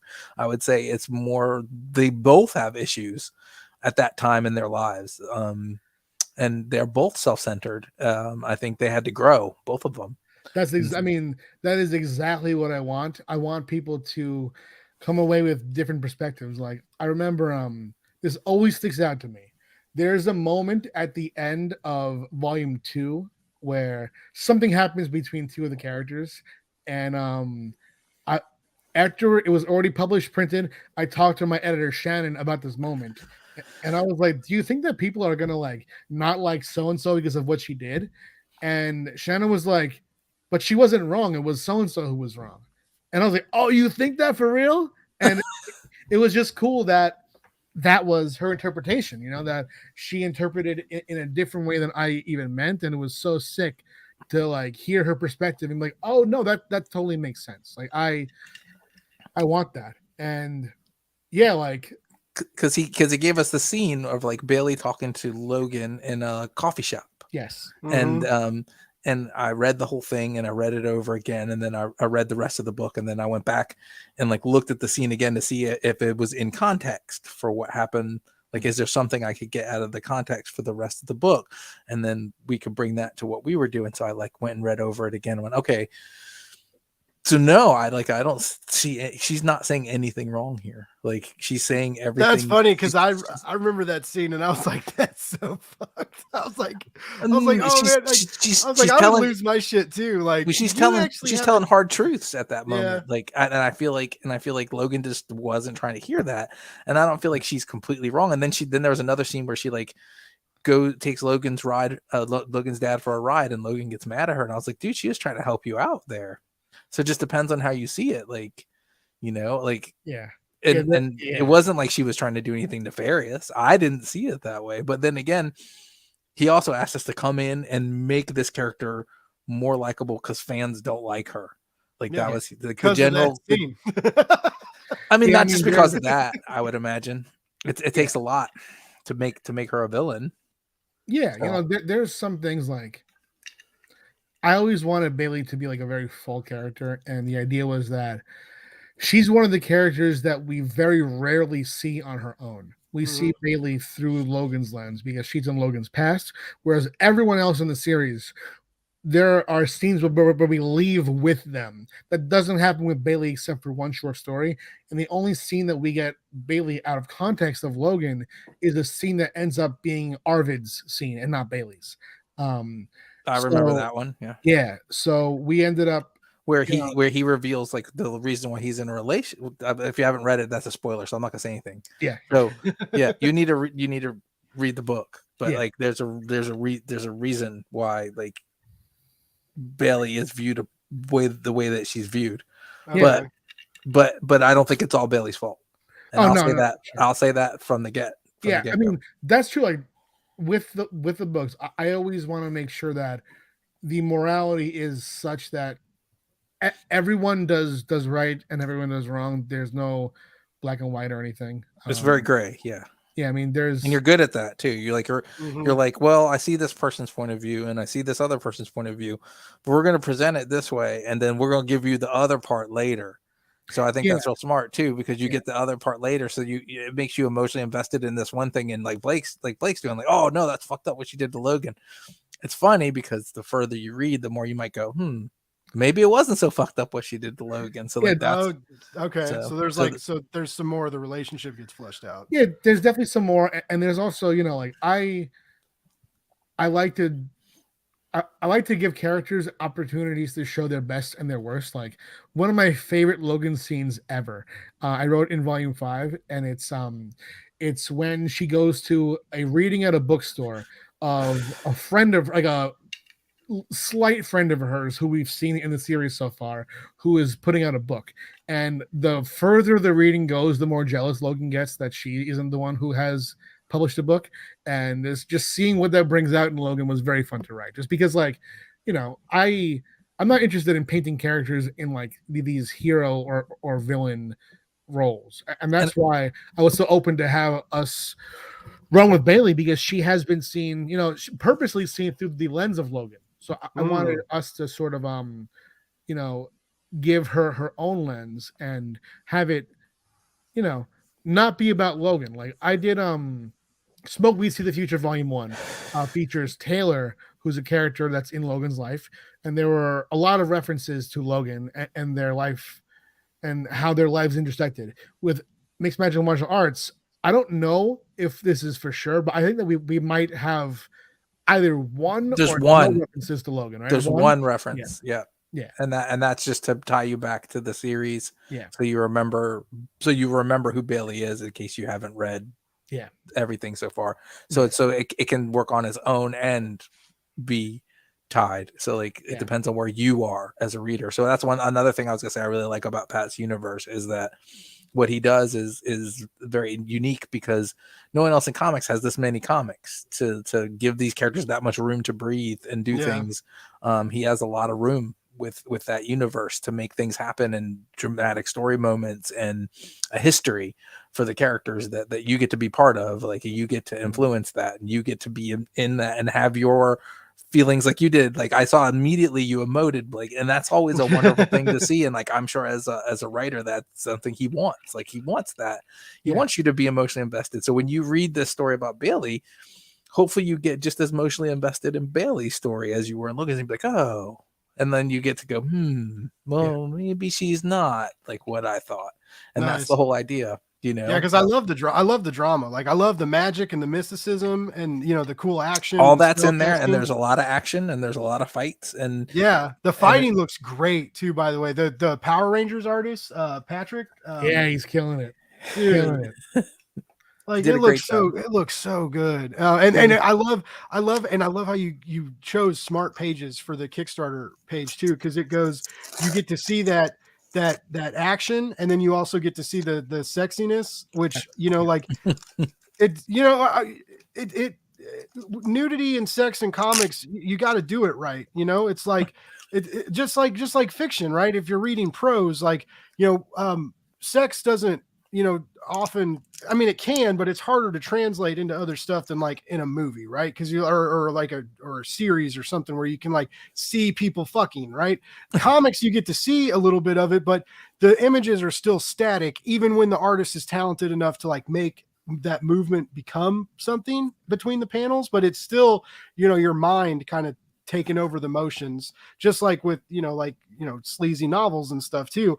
But I just, the way his art can translate into like that high action, like fisticuff, into like colliding with someone and like slamming them against a wall and tearing their pants off. Like, it's just like, it's got so much motion, and it just feels very alive. So yeah, I'm really excited for it. And again, like I am so stoked. Like I'm hooked on Destiny, and I've been telling people that like they need to read it. Like it's not like other stuff out there. And what's cool is if you're like me, if you're just diving in, there's so fucking much to read. Like there's a lot of books, and like you're not going to run out anytime soon. Yeah. And he just keeps pumping out the jams on Kickstarter. So it's awesome. Like it's this huge, awesome, magical, sexy world. And I don't know a lot of stuff that is comparable to it. And I'm addicted to the drama and the art and the stories. And as you've already seen, like I'm overly attached to a character, and I'm a little protective of her, and I'm worried about her, and I don't, I want her to be okay. So it's just cool. I really encourage everybody to check it out. And this new campaign is dope. And I like how you've structured it too. Cause like, if you want to get the digital package or the physical package of just the Bailey catch up aspect of it, like you got like some cool bundles for people to dive in on this. You're good about that with all of your Kickstarters. You structure them really well, and you always like, make a point to like, yeah, this is this new thing, but we got this other stuff here for you too, and it's gonna be real easy to add it on to this campaign, or maybe you get this bundle and save a few bucks too. That's smart when you have like a big backlog like you do. Well, thank you very much. Yeah, it's I kind of like slaved over that decision about for the catch-up tier, if I do more volumes of Destiny New York, but the truth is that 3 is where Bailey is out of the title and onto this. 3 has a lot of, each 3, 4, and 5 all close off certain elements of the story. And when I wrote the end of 3, I really, in a way, say goodbye to Bailey. And then I was just talking to Shannon, and the title for this book came to me, and I was like, oh, we got to do it though. We got to do it. And I made it the most separate one, just conceptually. It's the one where you can read it and you can be like, oh, this could take place anytime after 3. It could be between 3 and 4, 4 and 5, 5 and 6. It doesn't have to fit anywhere really, which is definitely helpful for us, Kevin and Bob, because we can really. I told them to not worry too much about like continuity, Destiny stuff. All we really had to be concerned about was Bailey as a character and like how the magic works. And we really expand on some of the magic and how mages in particular work in MMMA. It's hard to make sure I'm getting right now, but yeah. The coolest thing about it is that it's a true like underdog story. Like it is like a true underdog story. We're trying to like show you that Bailey's life has not been the best for her up to this point. And she's just really looking for something for a reason to keep doing what she's doing, because she doesn't have one at the start of the story. And as you'll see through the story, is what we tried to do is give you that emotional connection for you to like root for Bailey to do Bailey stuff, for once, because a lot of things that are happening to her aren't exactly fair. And I'm sure people find themselves in that position all the time. I'm sure comics creators feel that way all the time. It's not exactly fair this person at this publisher won't look at my pitch. It's not exactly fair that my Kickstarter doesn't do as good as this person's Kickstarter. Like, it's not exactly fair. So you're going to feel a lot of the ways that Bailey feels in the beginning of the book. So hopefully that people gravitate towards that and see what we were trying to do with Bailey and her emotional state, and like where she's coming from and how she keeps the will to keep fighting, even though all the odds are stacked against her in the MMMA book. Is it hard to jump into like someone's IP like you're doing? Like you mentioned a few minutes ago, like you reread a scene a few times and thought about it differently and thought about how that played out into the narrative you're making, and like. Well, it's good because Pat's right there. So like if we're doing something that's not, he'll let you know in the service of what he wants to achieve, he'll let us know that scene is garbage.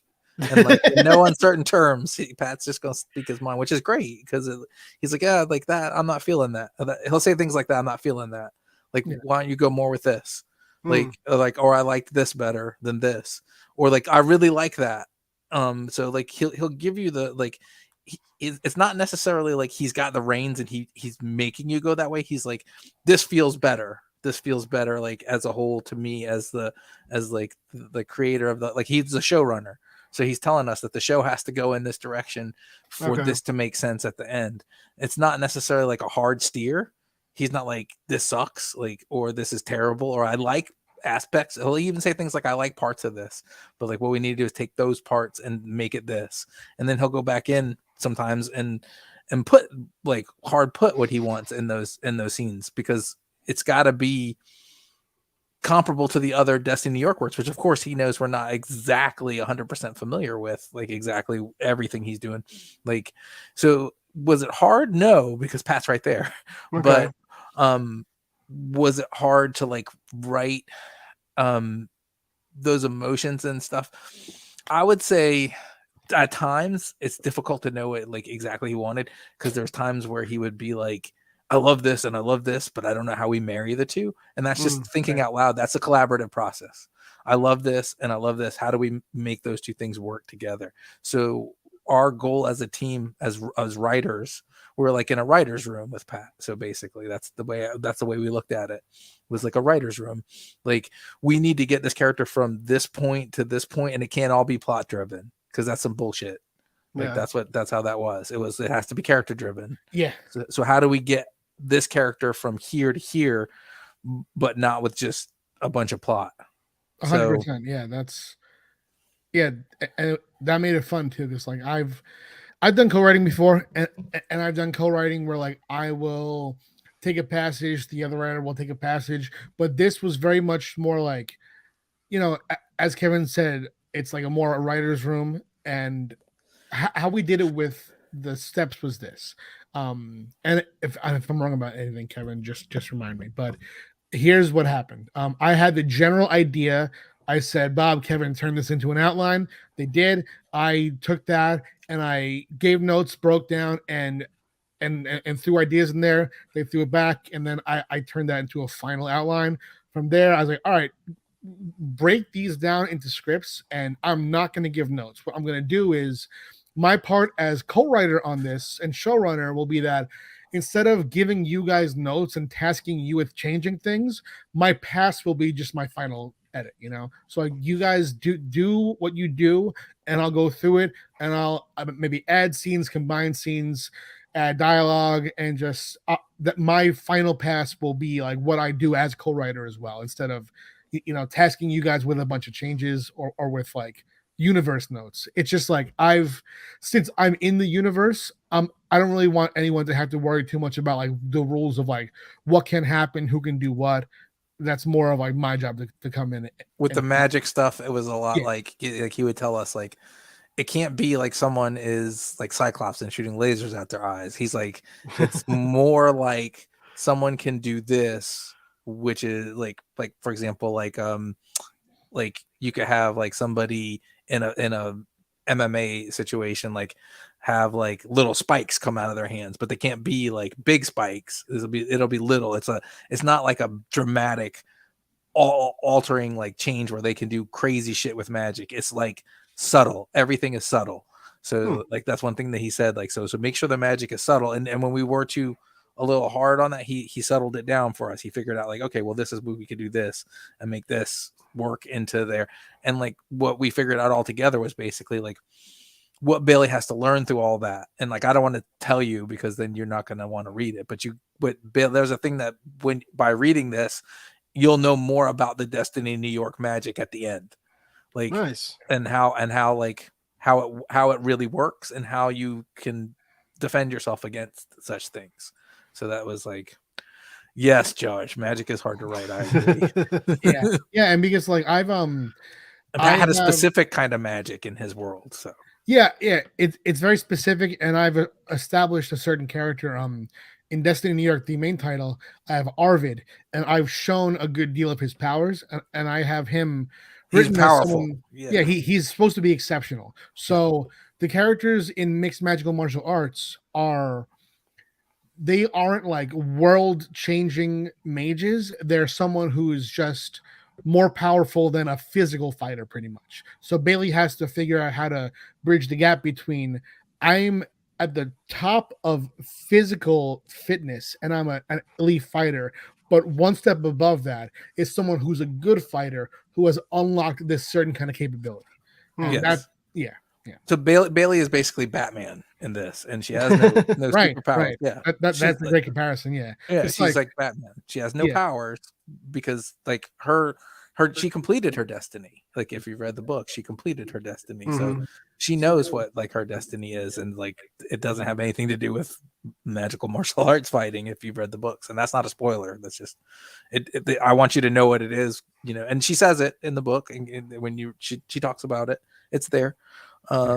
So like, because we wanted to have a touchstone for it, so you could go back and read it, or you could read it for the first time in mixed magical martial arts. And so like she's the top of her game as far as an MMA fighter goes, but you're talking about an MMA fighter versus an X-Man, essentially, like a lower level X-Man. Like you think of an X-Men that has like powers like Maggot or something like that. Like, you know, a regular person, even if you're a really good fighter, if you're fighting someone who can do something exceptional that you can't do, it's going to seem out of your league, you know, out of your range. Yeah, and we did it in a way where like the powers are visually stunning, but they aren't like, for example, in Destiny New York, Arvid has the concussive power to pretty much he can just go like this, and that's the equivalent of him shooting a gun. You know, he has intense power that even goes beyond that. But Noelle, we see her power is more visual than Arvid's. She has a projection of wings that she uses, and we see that in her fight with Bailey. But what that does for her is that it pretty much allows her to hover above where Bailey can hit, and then strategically zoom in and hit her. That doesn't put her at the level of like a crazy powerful wizard, but just that mixed with her power as a fighter does make her quite a threat for Bailey. So yeah, it's been interesting finding that balance. But yeah, as far as hard, it's been more fun and like a puzzle than hard. And I'm just looking at it, and it just Patrick really sells it too. He does a really good job. Yeah, I think this is going to be a great package. Both of these campaigns, like Get Lich or Die Tryin, looks fun and gorgeous and vibrant. Mixed magical martial arts looks awesome. I'm really I love all you guys, so I'm really excited to see like how you work together in this magical world and this new story that you pull off. And I'm also, you know, I'm a lot more into fantasy than I used to be. So like both of these are exciting to me with the D&D elements of Get Lich or Die Tryin, and also just this crazy massive magical world that you've built. Pat, is so cool.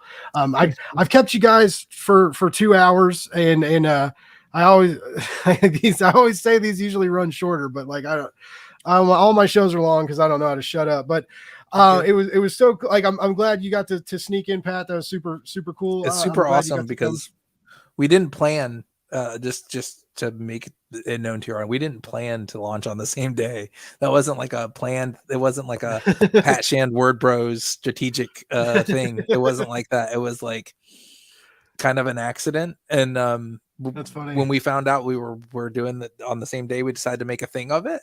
So if you have backed both, make sure you comment on both campaigns, and make sure you comment fight Lich. Yeah, and you'll get some extra goodie stuff. You'll get some extra goodie stuff from both campaigns, just to say thank you for doing both, because that's an amazing thing. And it was something we wanted to make sure that we were like together on and doing something collaborative, and just like our writing was on MMA, we wanted to be collaborative about the Kickstarter campaigns. So, and it was neat to do and pull off an idea, because Pat had some ideas as to what he wanted to do to make sure that was a thing.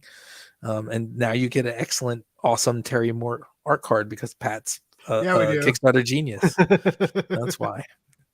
Because that has nothing to do with us. He's like, oh, I'm a Kickstarter genius. I got this. I'm the Kanye West of Kickstarter. I'm gonna go. I'm gonna have a crazy outburst in the middle, and then. Well, hopefully, and plus now Adidas is gonna fire me, and yeah, hopefully not. Popeyes would fire Pat. That's who would fire. Yeah, I'm eating all the chicken. But yeah, dude. And you can also get, if you do fight Lich, you can also get through the Get Lich or Die Tryin campaign. You can get the 50-cent homage print, and that's I'm looking forward to that. That's going to be cool to have people. It's his idea, so that's why he's looking forward to it. I mean, he said we had to have it. It felt essential, you know. It felt. That's what he said. He said it felt essential, so we did it. I mean, you know, you're naming the book after it, and it just it just had to be done. It had Yeah, that was the joke name of the book. To be funny about it, that was actually what I just started calling it, to be stupid. Look at that. Which one is this? This is for Baltimore Comic-Con. This is the new Trinity card. Just wanted to give you the exclusive that you're asking for. You know Oh shit! Oh shit! I mean, I'm gonna have to order volume 3. There he goes. He faded into the card. I'll mail you one from Baltimore. Weekend. I'll mail you one from Baltimore, Blake. That's by Rio Burton. It's a good one. Look at that. Rio's art is that. I love the card idea, Pat. I think that's amazing. I think that's a really smart way to keep people involved in your stuff. I'm really stoked to play one day. Like, and you have enough cards to play? Well, no, he hasn't released the base deck yet, but I have like all the cards he's released. So like once the real pack comes out, I should be able to like upgrade and whoop some ass, even though it's not like a combat. It's like a story driven game, right? It's not really combat driven. They'll be both. Okay. And the cards that you have are going to have an in-game bonus. I have Jeff Massey, who's now assistant editor on Destiny New York. He's developing the rules, and what he is doing is making a way that the promo cards and the convention cards can have a bonus that is active in normal gameplay. And what that's going to be is a normal card that's going to come in first our starter decks and then later in packs. Those are going to need to be paired with a location card. The convention cards are going to have a location built into them already. Oh, yeah. So there'll be an active bonus to the cards that you already have. Very cool. I'm just excited, and like I said, I'm having fun collecting them. I think they're beautiful. I'll fucking put them in the sleeves, put them in the binder. They look all sexy like I'm digging it, man. Thank you very much, man. Well, guys, real quick, I know you're both having a great day. Wait, we'll give you another exclusive. We're gonna have some of these at Baltimore Comic-Con. Oh, nice. We're gonna have some metal covers at Baltimore. I have one. Damn, for real? You do? Yep. We're gonna have some at Baltimore. Fuck yeah, beautiful. So that's a new thing I do. I'm still mad at Nick from Comic Book Burrito because I bought one. I thought they were gonna sell out like instantly because I thought the like Mecha Shark metal cover, like they look so good. So I was like fucking bought, like as soon as Scout dropped them, man, I was like refreshing their website. I was like, I gotta get one. It's the only metal cover I will probably ever buy. I one and done for me. And so I was like waiting, and then like I bought it, and then like a week later it was like some holiday or something, and Nick from Comic Book Burrito got it from half price. I was like, you motherfucker. I was like, I really thought they were gonna like sell out like instantly. I mean, they told me. Now, to be fair, they did tell us that they would go very fast, and I believe that they have. There's only 100 of them. Okay. But they gave us a good chunk of that 100. Oh, okay. So we have a few, like this one here is my personal one, and I think I got 100 out of 100, so it's worth more. Oh, nice. And then I think Bob has the 50 out of 100, and Walter has the 1 out of 100. So all those are worth more money, apparently. Yeah, it's so funny how those like specific numbers are worth something. Yes. Well, because we didn't like when it came to like the foil covers or whatever, like Bob and I don't collect anymore. Like if you see me on a bookshelf, there's no single issues on it. Like this over here is clutter. Like this is just a bunch of stuff over here. There's there's a Metal Shark Bro over here, and like my favorite comic ever, things like that are over here to my left. And this is usually where I write. So I just keep that stuff over there to keep me motivated. So like that's what I do. It's like over here to the left. So that book is over here to my left too. Was that Rosenberg's We Can Never Go Home? That's your favorite Rosenberg Kinlan, who Pat turned me on to the other stuff Patrick Kinlan. Man, Kinlan's the man. I got something with him launching soon. Do you? Ooh. Nice. Yeah, I am working with Black Mask to put together some great launches. He's the first one. I helped staff the book for artists, and Kinlan's writing is as amazing as always. He's great. He's the man. And I love that book. And my com banner is drawn by Josh Hood, who drew the book. Nice. That's For that cool. reason. Josh is great too. Josh is a great artist. Yeah. He's amazing. I love Josh. Josh is a great person. He's a great artist. He always does super nice things for us that he doesn't have to do. And then we hung out with him all this Heroes, and we are working on this is another. You want to Blake Bugs exclusive? We're working on something with Josh Hood. So That's Nice. great, man. That's good a dream news. come true for me. Like that's what That's that is. So, awesome, dude. yes, and there you go. Now you got an exclusive. There. I got 2 exclusives in got a few. one show. It's You got a fucking Pat nuts. Sand Finally. exclusive? What's Finally. that? What'd you say, Pat? That's good news, man. You guys and Josh Hood.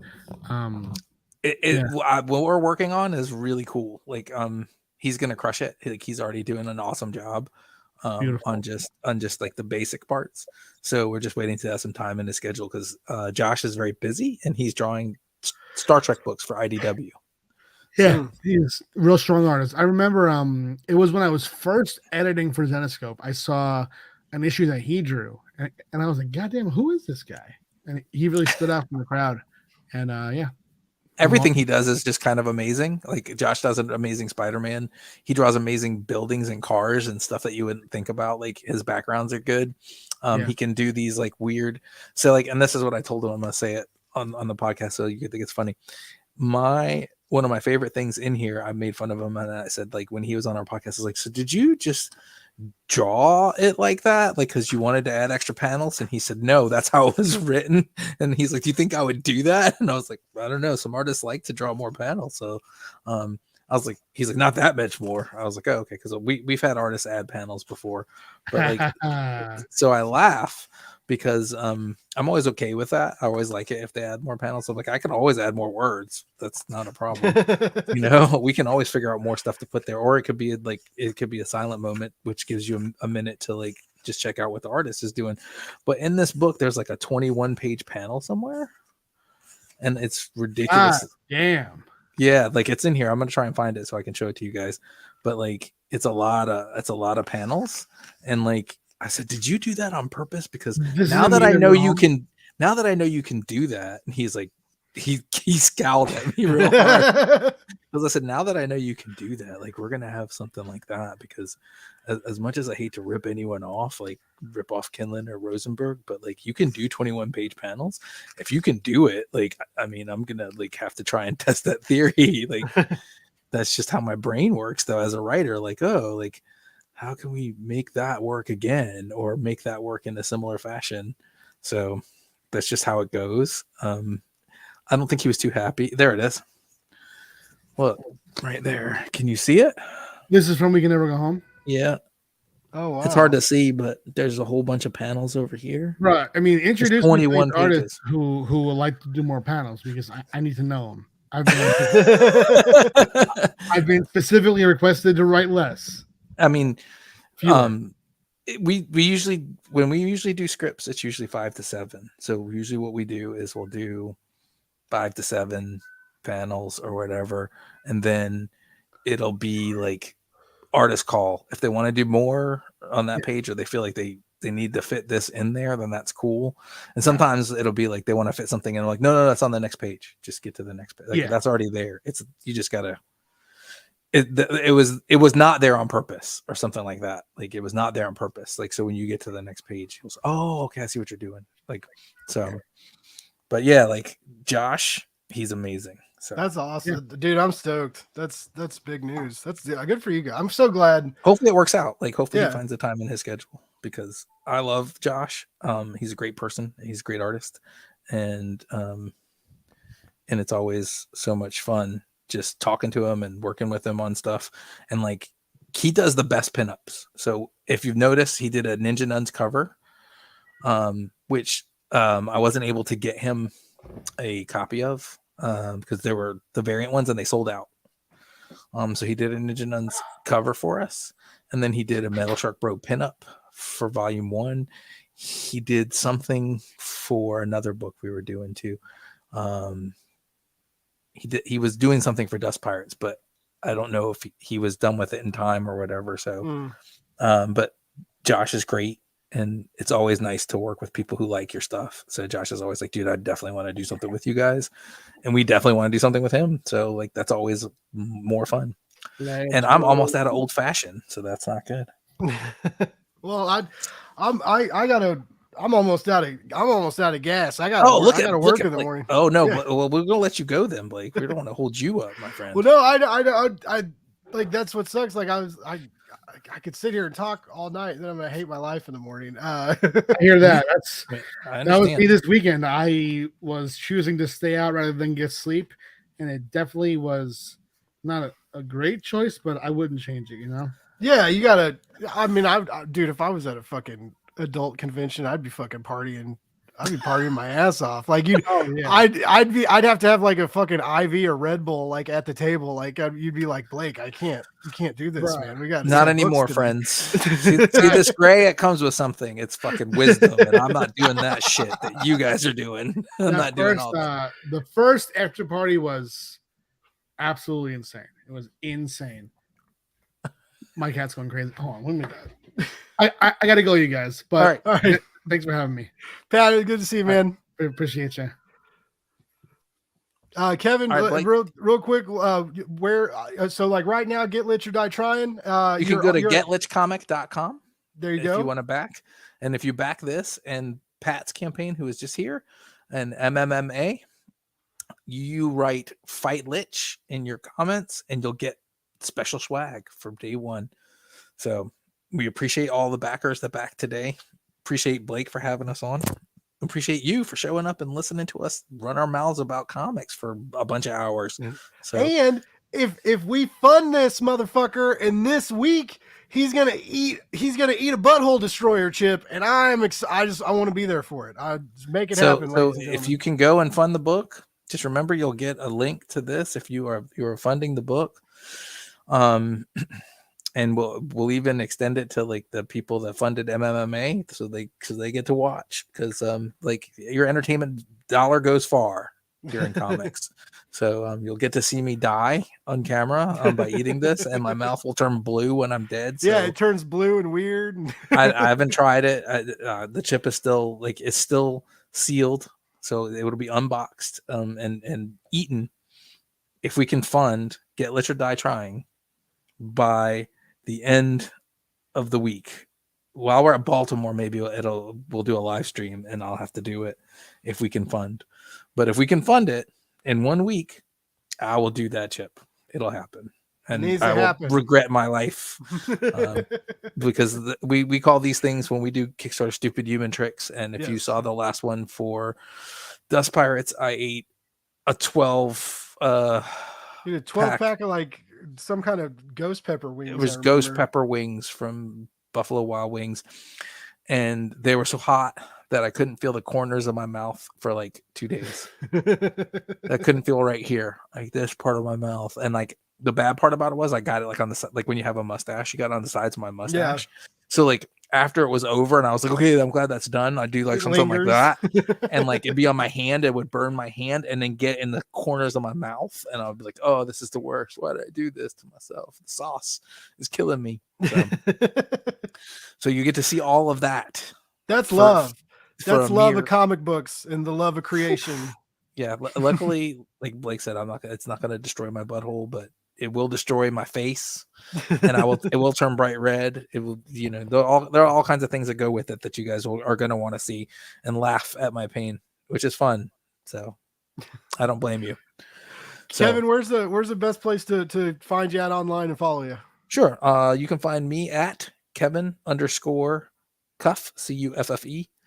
And that's on Twitter, and on Instagram, I am _right_cuff, because why not make a bad New Kids on the Block joke out of my Instagram? And on Facebook, I'm just Kevin Cuff, but like Facebook is the least likely for me because it's more for family stuff and stuff like that. So like I use it, I try to use it more for comics and business stuff, but there's family stuff there. So if I don't know you, I'm least likely to add you or follow you on Facebook. So thank you, Blake. Hey, it's been a pleasure, man. Yeah, it was good to talk again. Listeners, thanks for tuning in. If you missed it tonight, shame on you. I'm just kidding. I know people have shit to do, but you'll be able to watch this later on YouTube, and I guarantee that you're going to dig it. We got some great comics to talk about, some great comics for you all to back. Just remember, love more, hate less, read comics. Don't be an asshole. Be nice to people. It's not that hard. We can do And it. watch Blake's buzz. And watch Blake's buzz. Buzz, babies.